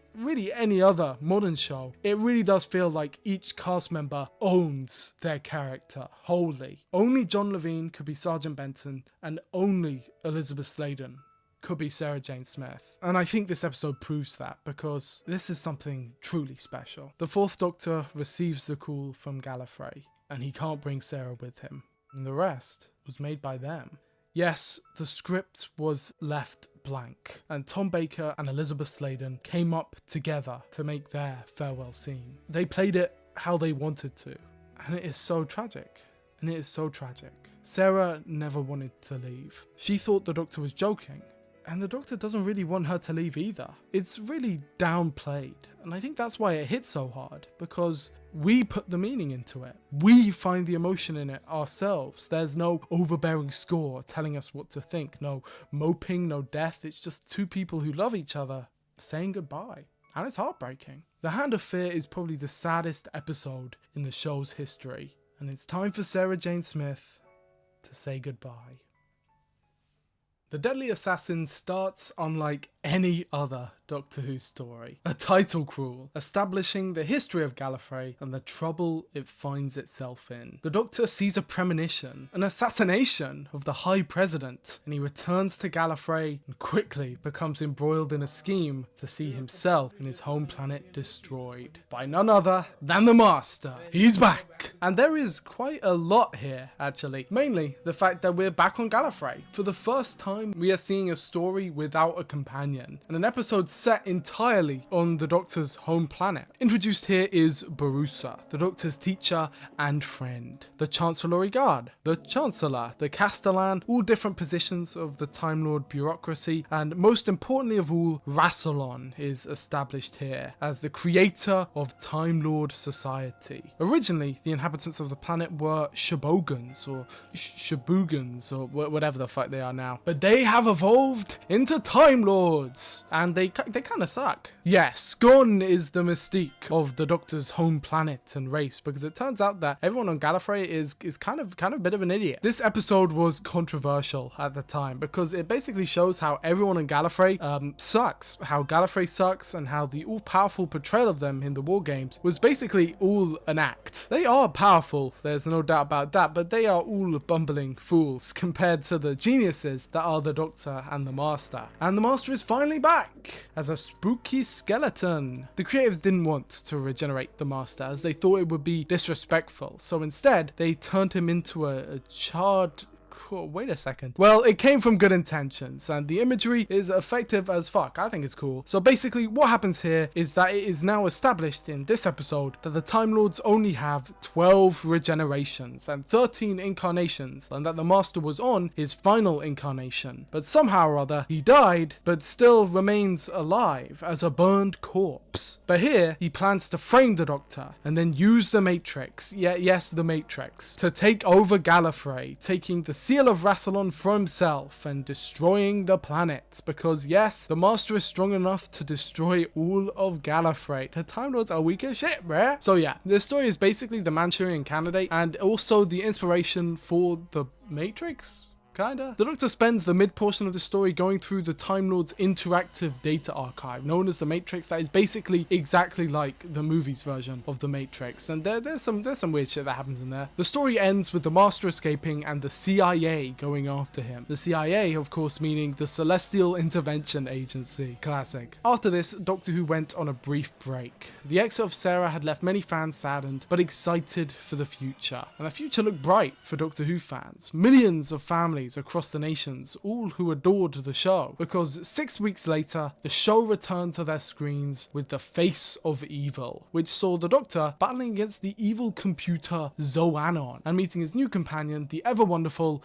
Leela. Again, another incredibly underrated companion. Louise Jameson absolutely smashes this part. She is a savage, which, as you can imagine, is a great contrast to the Doctor and adds a complete new dimension to the show, as she is very violently minded and not savvy to the more contemporary traditions in the slightest. Face of Evil is basically that Rick and Morty episode where Rick got drunk and accidentally set up a bunch of tests for himself, except this time the Fourth Doctor got really drunk and accidentally imprinted himself on the computer called Zoanon. That went absolutely crazy and accidentally started this whole 1,000-year war in civilization called the Sever Team, which is actually just the survey team. This led to the Doctor becoming known as the Evil One, but luckily he proves himself to Leela, and they go off traveling on adventures throughout all of time and space, leading us directly into the next episode, The Robots of Death. It's a murder mystery in space, so obviously the robots commit the murders. But who controls the robots? I don't know, but it is amazing. Based off the works of Agatha Christie, this story remains compelling throughout, and also has an explanation in it for how the TARDIS works, with the Fourth Doctor's iconic box scene. He asks Leela which box is larger. When she answers, he takes the smaller box and brings it closer to Leela, to the point where, to her, it looks larger. Then he asks the question again. When Leela says that the bigger box is still bigger, the Doctor explains that if you could have the big box at that size, but be put in the smaller box, the big one would fit inside the small one. And that's how the TARDIS works. Leela says that's silly, and the Doctor says it's dimensional engineering.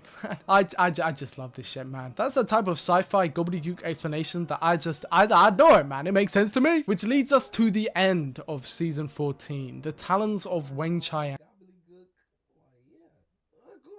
Murders. But who controls the robots? I don't know, but it is amazing. Based off the works of Agatha Christie, this story remains compelling throughout, and also has an explanation in it for how the TARDIS works, with the Fourth Doctor's iconic box scene. He asks Leela which box is larger. When she answers, he takes the smaller box and brings it closer to Leela.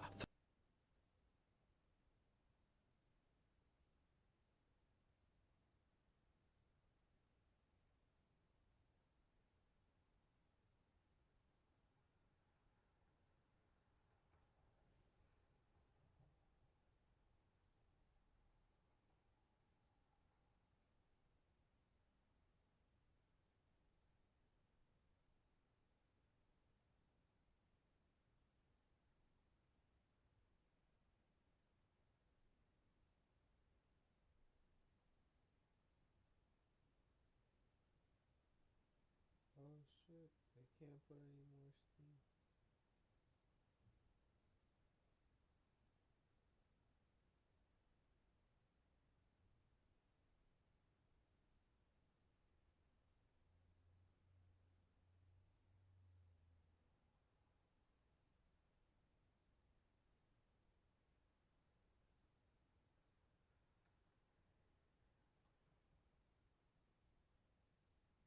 Okay, here we go.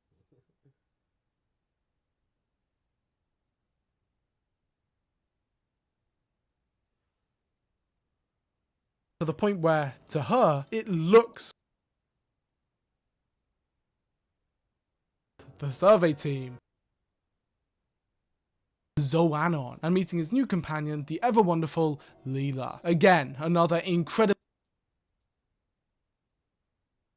CIA, of course, meaning the Celestial Intervention Agency. Classic. After this, Doctor Who went Wait, yeah, how did this start? incarnation, but somehow or other he died but still remains alive as a burned corpse. But here he plans to frame the Doctor and then use the Matrix, yes, the Matrix, to take over Gallifrey, taking the seal of Rassilon for himself and destroying the planet, because yes, the Master is strong enough to destroy all of Gallifrey. The Time Lords are weak as shit, bruh. So yeah, this story is basically the Manchurian Candidate and also the inspiration for the Matrix.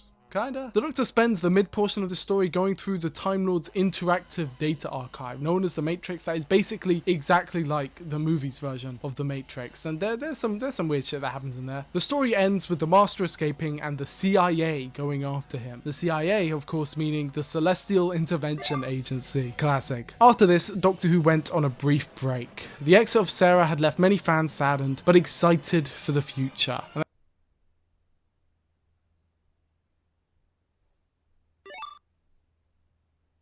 The future looked bright for Doctor Who fans. Millions of families across the nations, all who adored the show, because 6 weeks later, the show returned to their screens with The Face of Evil, which saw the Doctor battling against the evil computer Zoanon and meeting his new companion, the ever wonderful Leela. Again, another incredibly underrated companion. Louise Jameson absolutely smashes this part. She is a savage, which, as you can imagine, is a great contrast to the Doctor and adds a complete new dimension to the show, as she is very violently minded and not savvy to the more contemporary traditions in the slightest. Face of Evil is basically that Rick and Morty episode where Rick got drunk and accidentally set up a bunch of tests for himself, except this time the fourth Doctor got really drunk and accidentally imprinted himself on the computer called Zoanon. That went absolutely crazy and accidentally started this whole 1,000-year war in civilization called the Sever Team, which is actually just the Survey Team. This led to the Doctor becoming known as the Evil One, but luckily he proves himself to Leela, and they go off traveling on adventures throughout all of time and space, leading us directly into the next episode, The Robots of Death. It's a murder mystery in space, so obviously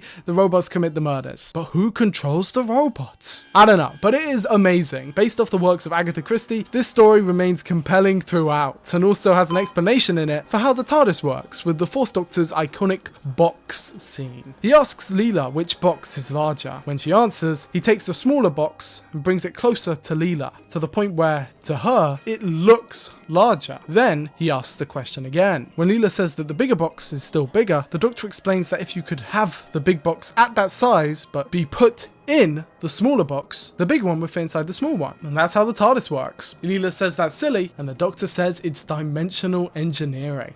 I just love this shit, man. That's the type of sci-fi gobbledygook explanation that I adore it, man. It makes sense to me. Which leads us to the end of season 14, The Talons of Weng Chiang, based on the Fu Manchu series, which is controversial to say the least. But the truth is, this episode's pretty goddamn good. It just is what it is, okay, folks? Don't shoot the messenger. Introduced here are Jago and Lightfoot, fan favourite characters who will go on to appear in a lot of later media post the 70s. But anyway, the end of season 14 would mark the end of the Hinchcliffe Holmes era, as afterwards Graham Williams would step in as producer, and honestly, I don't envy him. He had the task of following Doctor Who's meanest hot streak ever, and I think the question everyone will be asking is, did he succeed? Well, I would say he did, but there is a definite noticeable step down from seasons 14 to 15. I have been way too hard on it before, definitely.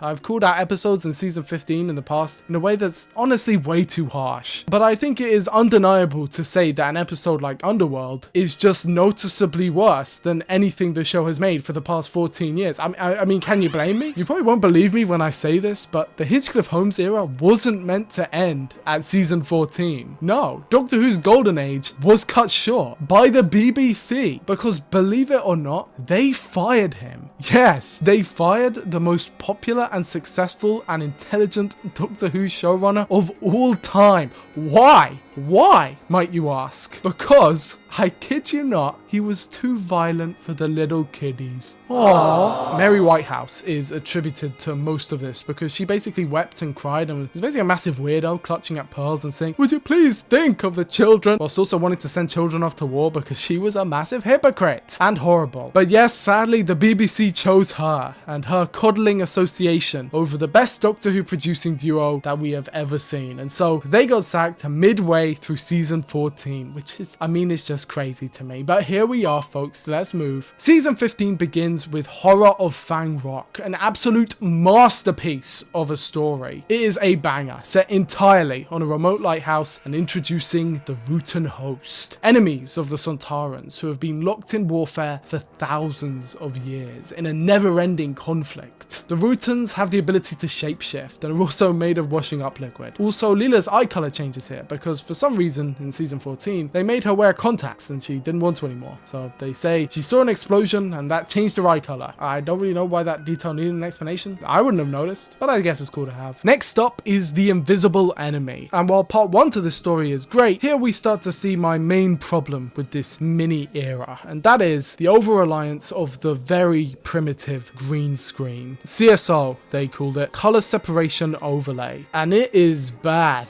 On the plus side though, K9 is introduced here, the Doctor's robot dog and best friend. He can do calculations, he can shoot people, and he can spend most of his time inside because the prop was really difficult and expensive. But he was a smash hit, goddammit, being incredibly popular. Being the creation of Bob Baker, K9 would feature prominently in all promotion for the show, comics and later spin-off media, all to himself. The robot dog slash companion trope seemed to be very popular at the time, and love the episode or hate it, K9 is a beloved inclusion inclusion in the Doctor Who mythos. Which leads us on to Image of the Fendal, which is a very strange story. Not because it's bad, but because it's actually really good. It is more akin to the style of season 13 and 14 stories, which is odd because we just changed production teams to turn to a more light sci-fi style rather than the grim or gothic of before, with even the TARDIS's console room reverting to an updated version of the original. But Image of the Fendal is just as dark as many of the episodes before it, and I love it, with the Fendaline being some of my favourite Doctor Who monsters ever, with their unique design and power set. Next is The Sunmakers, a story set on Pluto in the far future. It's actually a really good story and quite funny too, whilst balancing that morbid, oppressive dystopian feeling, which can be a rather difficult thing sometimes, you know, there's a fine line there. Which brings us on to Underworld, a story that is very unpopular, and while I personally don't hate it, I'm not going to really be defending this one. The whole thing is set in CSO caves and it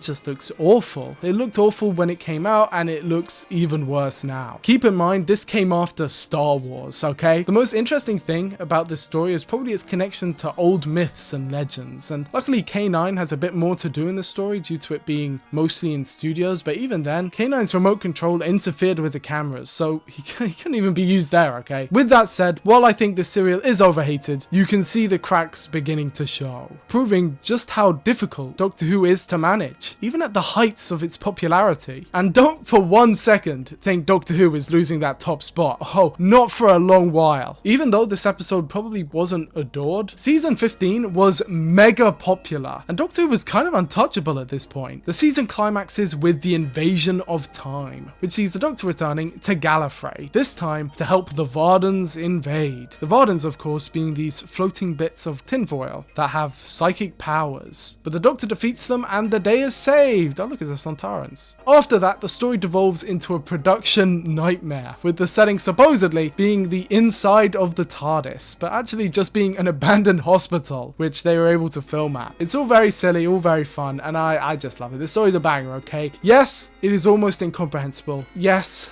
I do not care. No running by the pool, guys. Barusa is back. He's just chilling. Leela says goodbye for some reason. We get a new K9, and the Doctor defeats the Sontarans by shooting them with a big gun. What's not to love? Surprisingly, even though the story is set on Gallifrey, there actually isn't really a lot of lore here. We do see outside the capital for the first time. It's very orange. We meet some Shabogans or Shabugans or whatever the fact. We learn about a transduction barrier, which we'll see later on. But most of the story is just vibes. It is the best unintentional comedy of all time. You can see that the script was made last minute. You can tell the production was cobbled together last minute. I know it sounds like I'm joking, but I genuinely love it. This episode is a fucking clusterfuck, bruh, and I would not have it any other way. And maybe Leela staying on Gallifrey will have future lore implications. Who knows? Who knows? I don't know. Maybe I do. After the success of the Invasion of Time, because yes, not only was this episode a mega hit in terms of ratings, it was also the most popular amongst fans. The creatives decided that the new companion should be the time lady established in the last story, Rodan. When complications arose, they decided it would just be easier to introduce a new character. And so the premiere of season 16 would see Romana Dvaratnalunda joining the cast as the main companion, or Romana for short. Season 16 would be different from all previously, and revolutionary for the program, as it would introduce the first ever story arc. A series-long arc that stretched across every story for that season. This would later become to be known as the Key to Time arc, and would release on VHS and DVD. I have these. It starts with the Ribos operation, or the Ribos operation, or whatever the hell you want to call it, okay? Which sees the Doctor being transported out of space-time into a new dimension where he meets the White Guardian, the most powerful entity yet seen in Doctor Who canon, and the counterpart to the Black Guardian, who is also the most powerful. Just flip, you guys know what I'm saying. And he sends the Doctor out on a quest to gather each segment of the Key to Time. So each adventure is him getting a segment, and his new companion to join him is our beloved Romana. Hey! Up next is The Pirate Planet, which is written by Douglas Adams. Douglas Adams is probably the most famous sci-fi writer in Britain, maybe ever, and for good reason. He's bloody good. And luckily, his involvement in this season would lead to greater involvement in the next, where he would take up a more prominent leadership position. And after watching this episode, it's quite easy to see why. It's just great stuff. After that is The Stones of Blood, which which is the 100th story of the show. Very nice, very nice.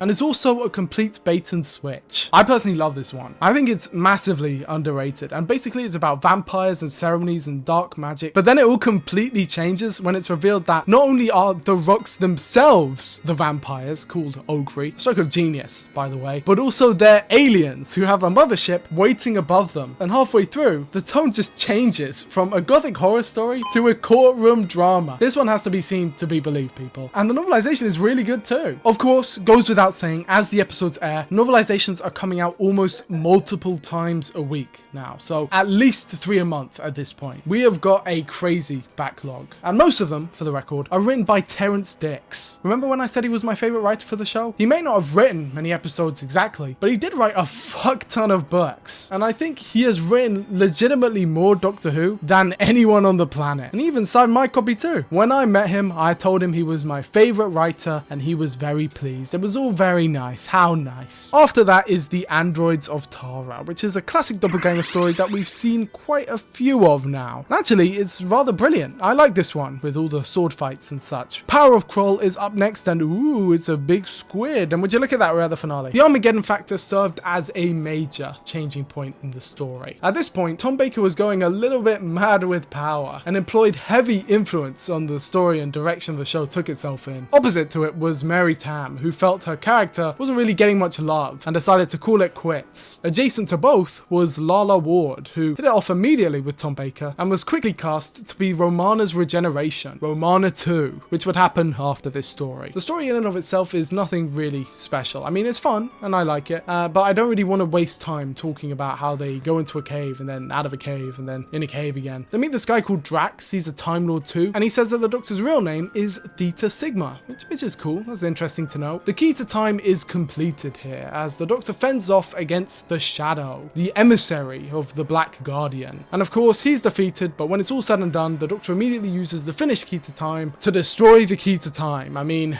we knew it couldn't really end any other way, but the Black Guardian is furious. Doctor, you shall die for this! And so to get around it, the Doctor installs a randomizer, which is basically meant to act as a counterbalance to the fact that the Doctor has gotten too good at piloting the TARDIS. He needs to forget how to do it again, so we've got the randomizer to randomize where we're going to and where we're not. Well, hey! A new season and a new series of adventures each Saturday as BBC One's intrepid traveller in time and space prepares once again to face the forces of evil. Doctor, awake! Doctor, awake!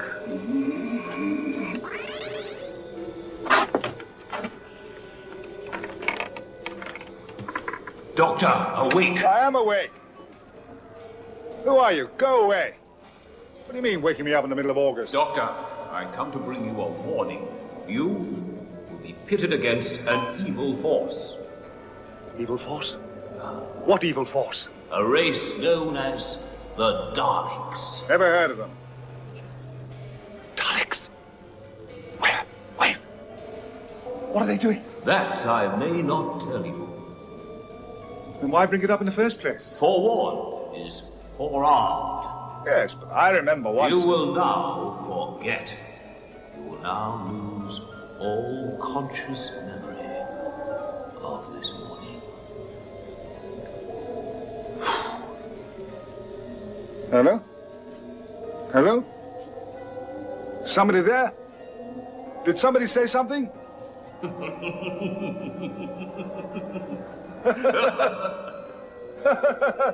Noisy universe.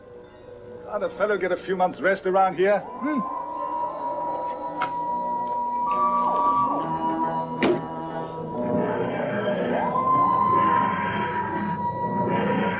Doctor Who sets off on a new series of adventures each Saturday, part of the new season on BBC One.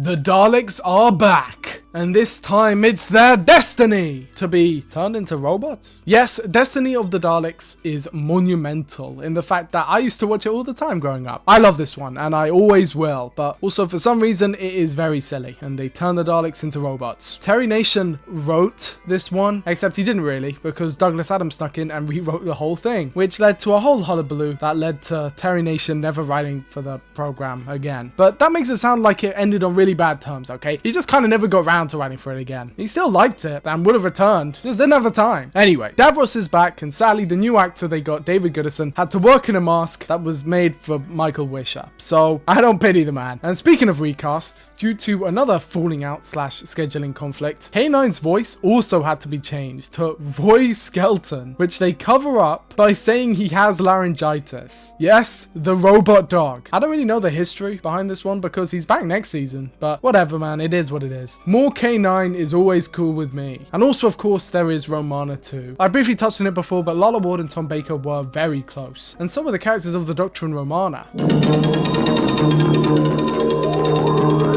Just discovered I can increase the power of my prime by 5 times in 111 seconds. Office automation, revolution, accounting, no more books. Around the planet communications instantly.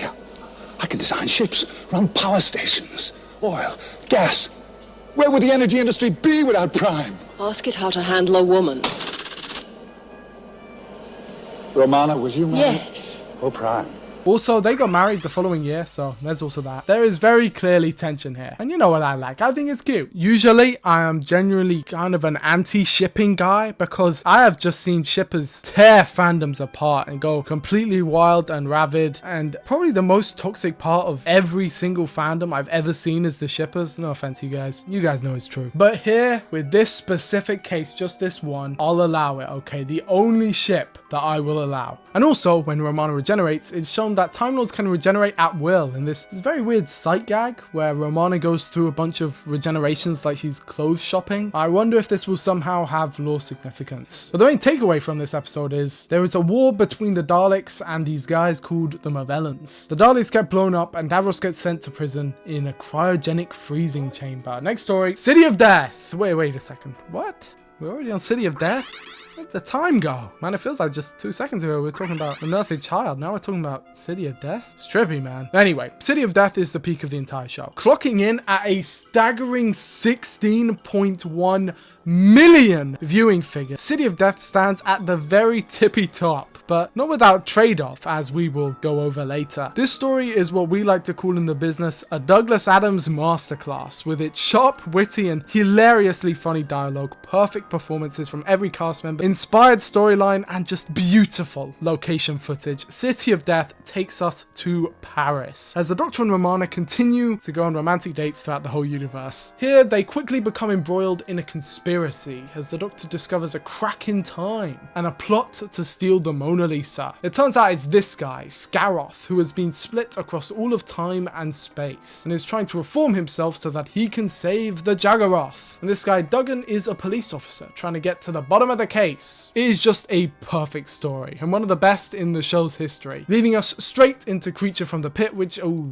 nah, I'm just kidding. The story's pretty good too. And so is Nightmare of Eden. The show's creatives thought that the program had gone on too large recently, both in terms of scale and budget, and so they sought to bring things down to size with smaller scale stories and those with I'm sorry, I can't hold it in. Something quickly you will come to realize about Doctor Who is that it is and always has been way too overambitious, and that is a good thing, by the way. The reason why Doctor Who is so good is because it is overambitious, and something which I think all fans and audiences need to know is that even though nowadays to us this show looks cheap, and even though maybe even the modern show might look cheap as sometimes looking back, it is still super expensive, and it always has been. Even when trying to be small, episodes are usually super expensive. It just is the way it is. I'm sorry. Nightmare of Eden had a particularly hellish production schedule, and it was a story that actually convinced Graham Williams to leave, which is funny because I would say The Horns of Nimon is quite a bit worse. Still funny though. But sadly, Doctor Who's luck would run out, and tragedy would strike as the finale to the show's 17th season would be completely lost to time, as industrial action at the BBC would cause it to crumble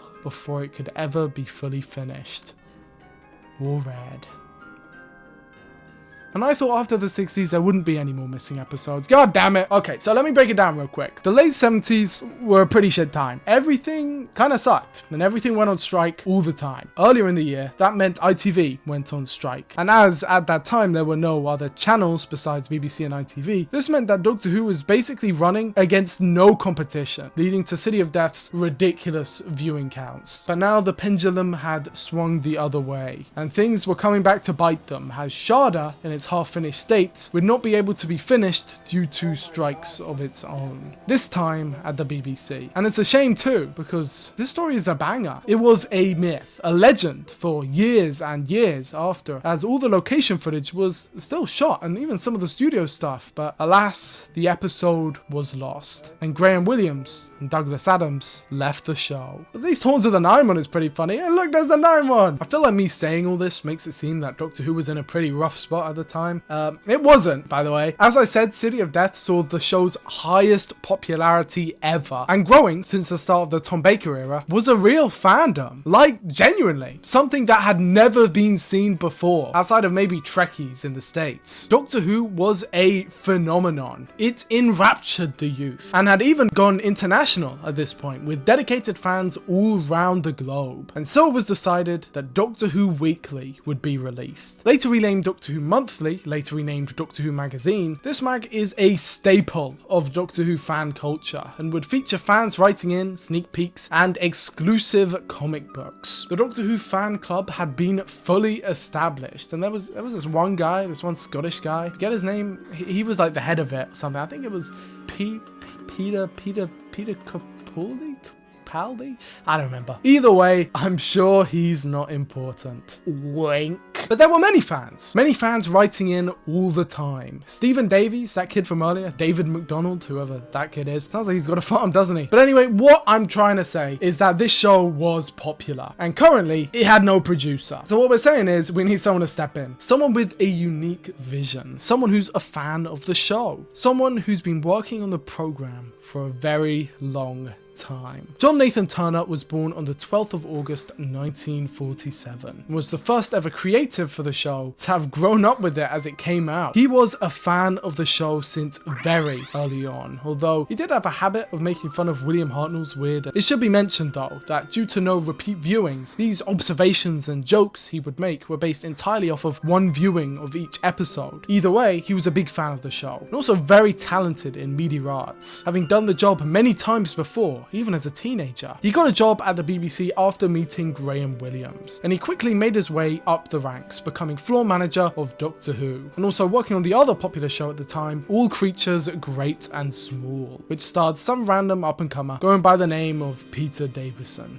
whatever. As soon as he took over the show, he made sweeping changes, with the 80s ushered in a totally new way to do television. Things were changing, competition was steep, and slowly but surely, Doctor Who's reputation was going down. Big changes were in order, and John Nathan Turner had a vision he wanted to implement. First things first, he got rid of all previous writers for the show, and even all the old music. Then he changed the whole aesthetic, and then he got Tom Baker to leave. Now, all of those sound like very massive things to do, and maybe even bad things to do. But believe me when I say this, it was necessary. Tom Baker, God bless him, had stuck around for far too long, and was starting to get very angry, and even aggressive with directors on set. Additionally, his marriage with Lola Ward had turned sour, and as you can imagine, having them both on set when they refused to talk to each other, they still refuse to talk to each other, by the way, to this day. I mean, I think you can understand, you know what I mean? But apparently JNT's the bad guy because he changed the costume. I actually liked the costume change and the whole aesthetic change. JNT knew there was a fan base now, and he knew it was international too, so he wanted to make instantly recognizable iconography, which led to, of course, the question marks. Also, he would later cast Janet Fielding as an Australian companion to try and get more sway from PBS Australia. So yeah, the dude had a plan, and he wanted to keep Doctor Who up to date. The result of this being season 18, which I love. Okay, Okay, I don't love the Leisure Hive, which is how it starts, but that's neither here nor there, so let's skip that one and let's get to Meglos. This episode features a villainous cactus, and also Jacqueline Hill is in it, although she is not playing Barbara, sadly. These two episodes were actually rather monumental for, you won't guess why, their special effects. I'm not kidding. They actually were quite revolutionary, but whatever. Let's just move on, okay? At this point, Barry Letts had come back in to see that the transition went smoothly, and that became more obvious in the next story, Full Circle. Here, in my opinion, is where Season 18 truly starts, with what we like to call the E-Space Trilogy. The TARDIS ends up in E-Space, which is basically a parallel universe, and the Doctor finds himself on Alzarius, this incredible marsh planet in which the Doctor meets Adric, the new companion and Jar Jar Binks of Doctor Who. By that, what I mean is that I love him and everyone else hates him. But he tags along for State of Decay, in which the Doctor fights off against vampires. Way! It's an old Terrence Dicks script, and yeah, this one is just, I mean, you guys already know it's good. I mean, just look at it. Director Peter Moffat is here for this one, and he does it masterfully. I love this episode, and introduced here is an interesting lore fact. Back in the Dark Times, the Time Lords used to fight the vampires. It's cool. Next up is Warrior's Gate, which concludes the Space Trilogy and sees the sad but abrupt ending of Romana and K9. A new director here is Graham Harper, who would later go on to do some of the best work of the show going forward, but this story in general, it's absolutely fucking bonkers. I don't know what else to say. I actually don't want to spoil it because it's probably the most confusing.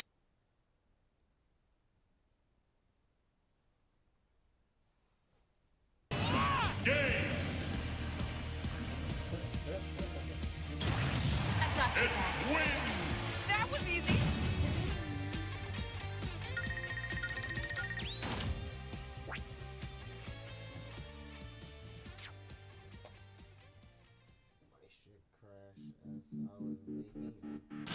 I missed every 2 frame.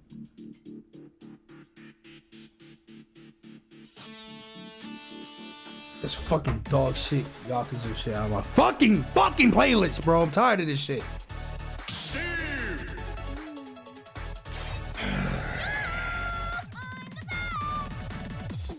I need a new controller. I dead ass need a new controller.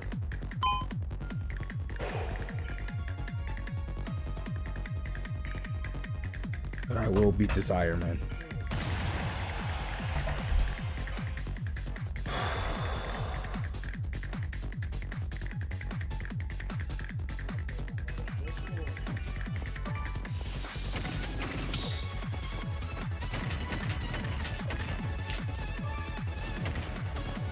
Please sign up for OF's Metafy, little bro. You need the help. Your name is Muck Backwards. You know why your name is Muck Backwards? Because you like the muck from behind. You fucking freak. Don't type in my chat. Don't donate. Don't do nothing. You just sit over there and you cease. Alright? Anyways, today's the day. Tier list Iron Man. Here we go.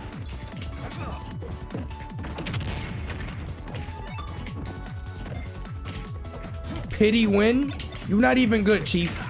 I don't know who the fuck this bot is. You're not even good. Oh my god, hurt one. Wow, oh my god, maybe I can do it. Maybe I can do it too. No, Fighters Pass 2 is what you are good at, and that's it. Don't play other characters that are too complex for you.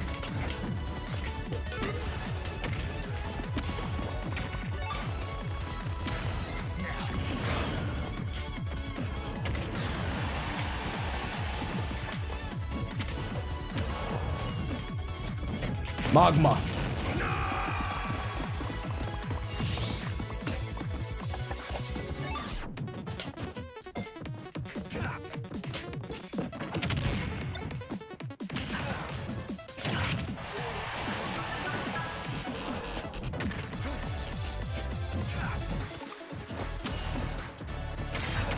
I will keep going.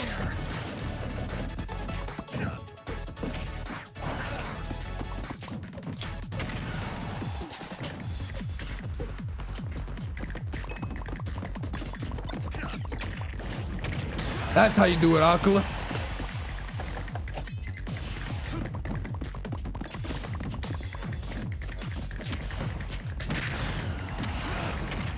Yep, that's how you do it. That's how you grenade punish. Yo, check this real quick. Never mind.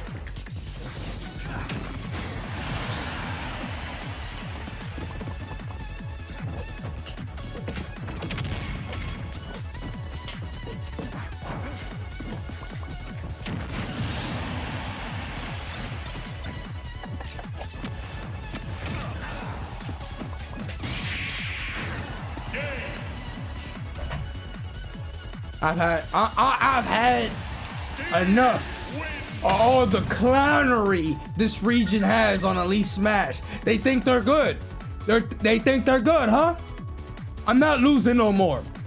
I put my house up on the line. All y'all making fun of me and all this. What is today? The tier list Iron Man. We go from the very top to the very bottom.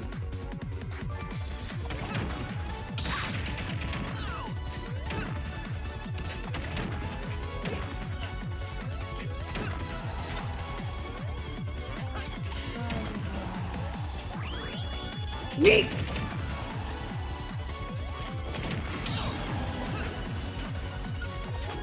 Thank you, Beware. I appreciate it.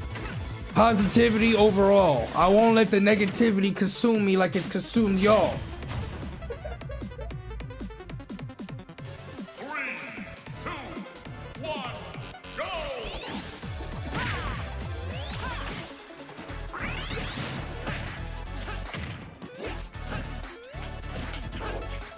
I don't lose diddles.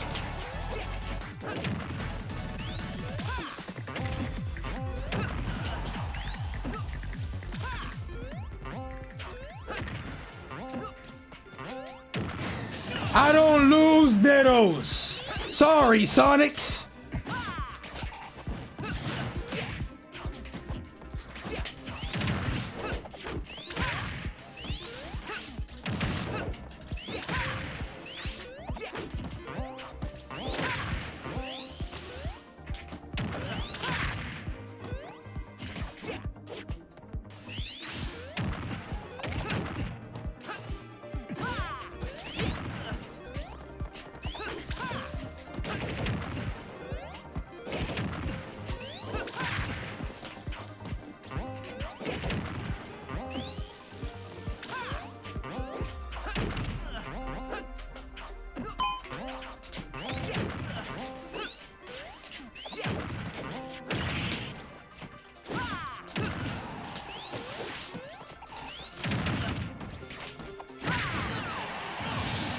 Keep lagging, bitch.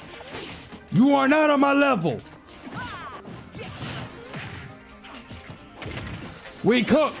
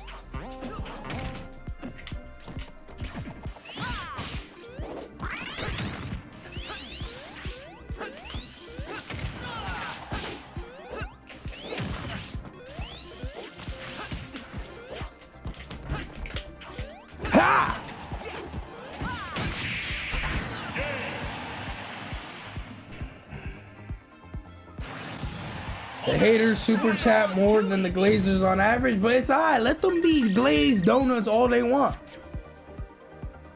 At the top of Mount Silver, there I stand. The greatest trainer of them all.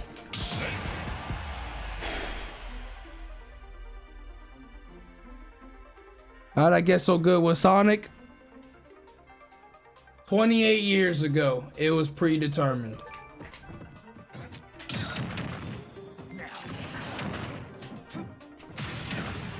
Have I left S tier? You're watching it live and in color.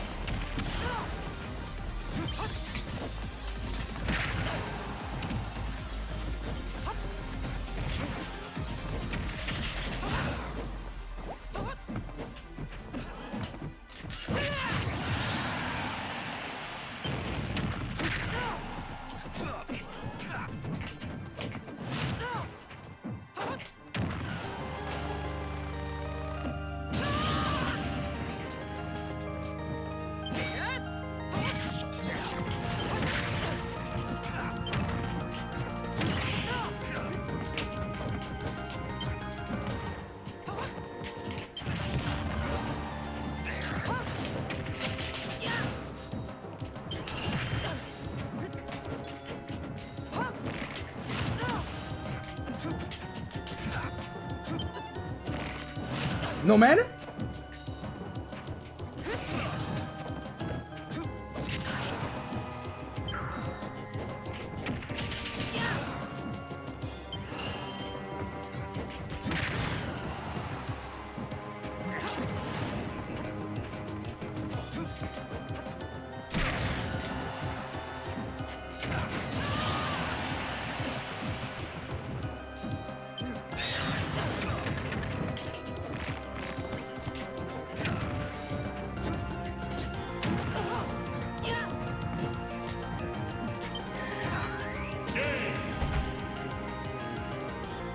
Optimal. This is Snake. Boom, boom, boom, boom. I'm hungry.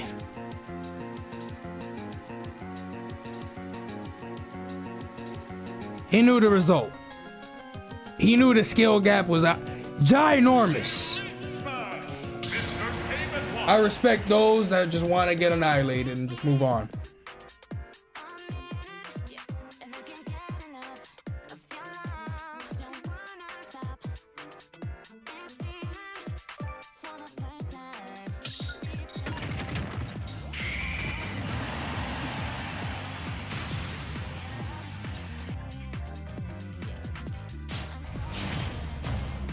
Bro, is there more than 3 players on this fucking server? 3, 2, 1. I'm about to crush this gem for the fucking year.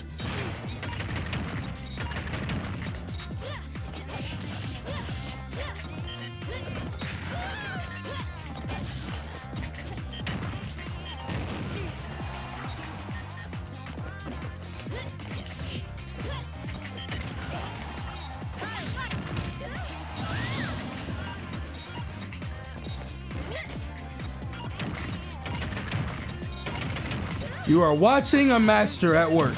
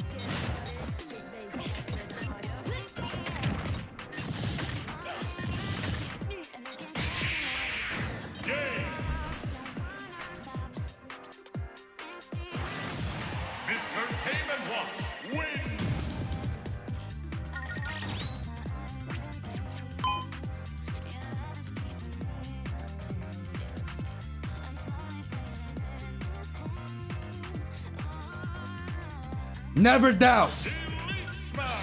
Albert, I run into you again. Your gem is crushed for the year.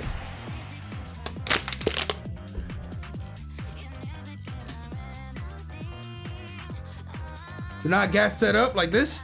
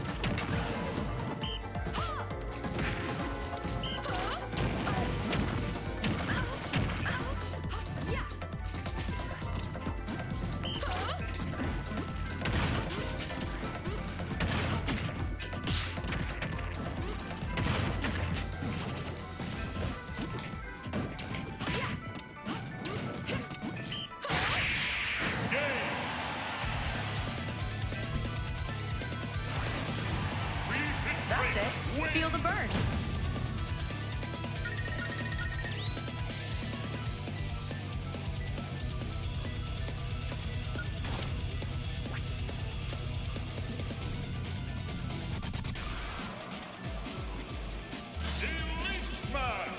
I can't wait till I get a new controller, bro. I dead ass. I really can't wait.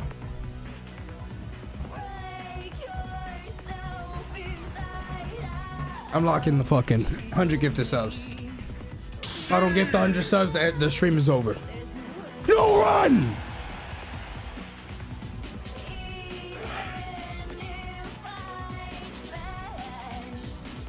Yo, one of y'all donate one of your controllers. You're not doing anything for the rest of the history of this game, so like, might as well just fucking donate that shit for a good cause. Dead ass. Make sure you wipe the blood off the controller from all the mashing though. I'll fucking purify that shit and give that shit purpose.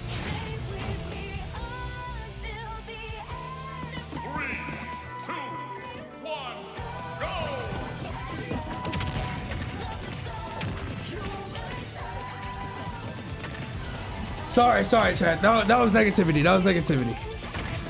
You're right. Sorry about that.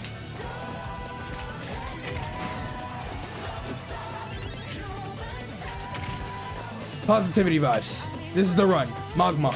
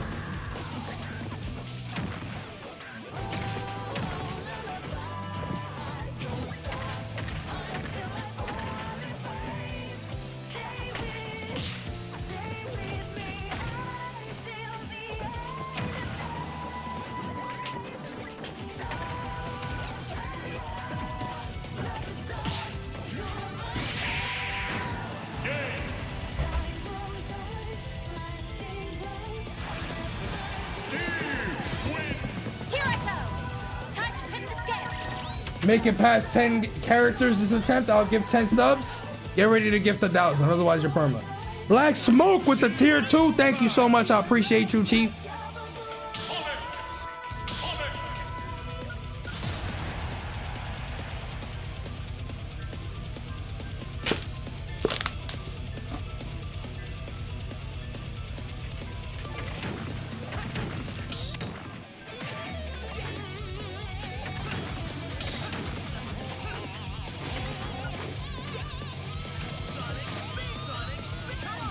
Sonic, yeah, Sonic.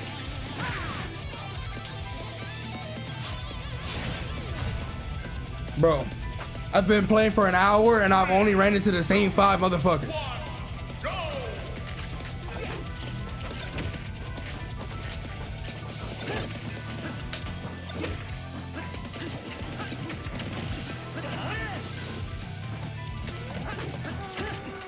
Thought he's gonna hold down.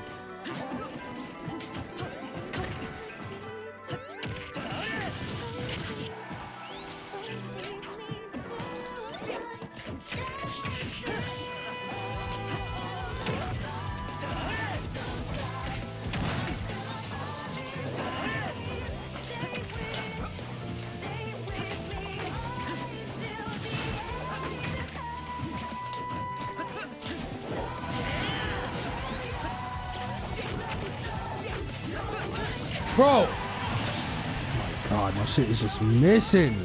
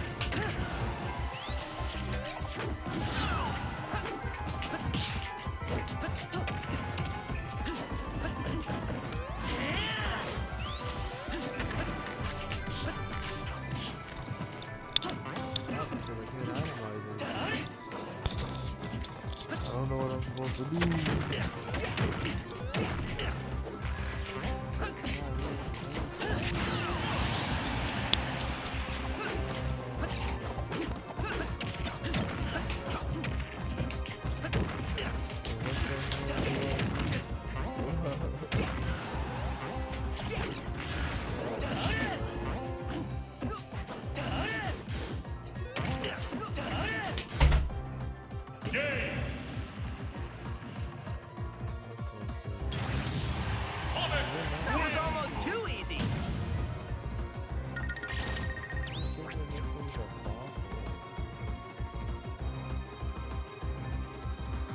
Elite Smash!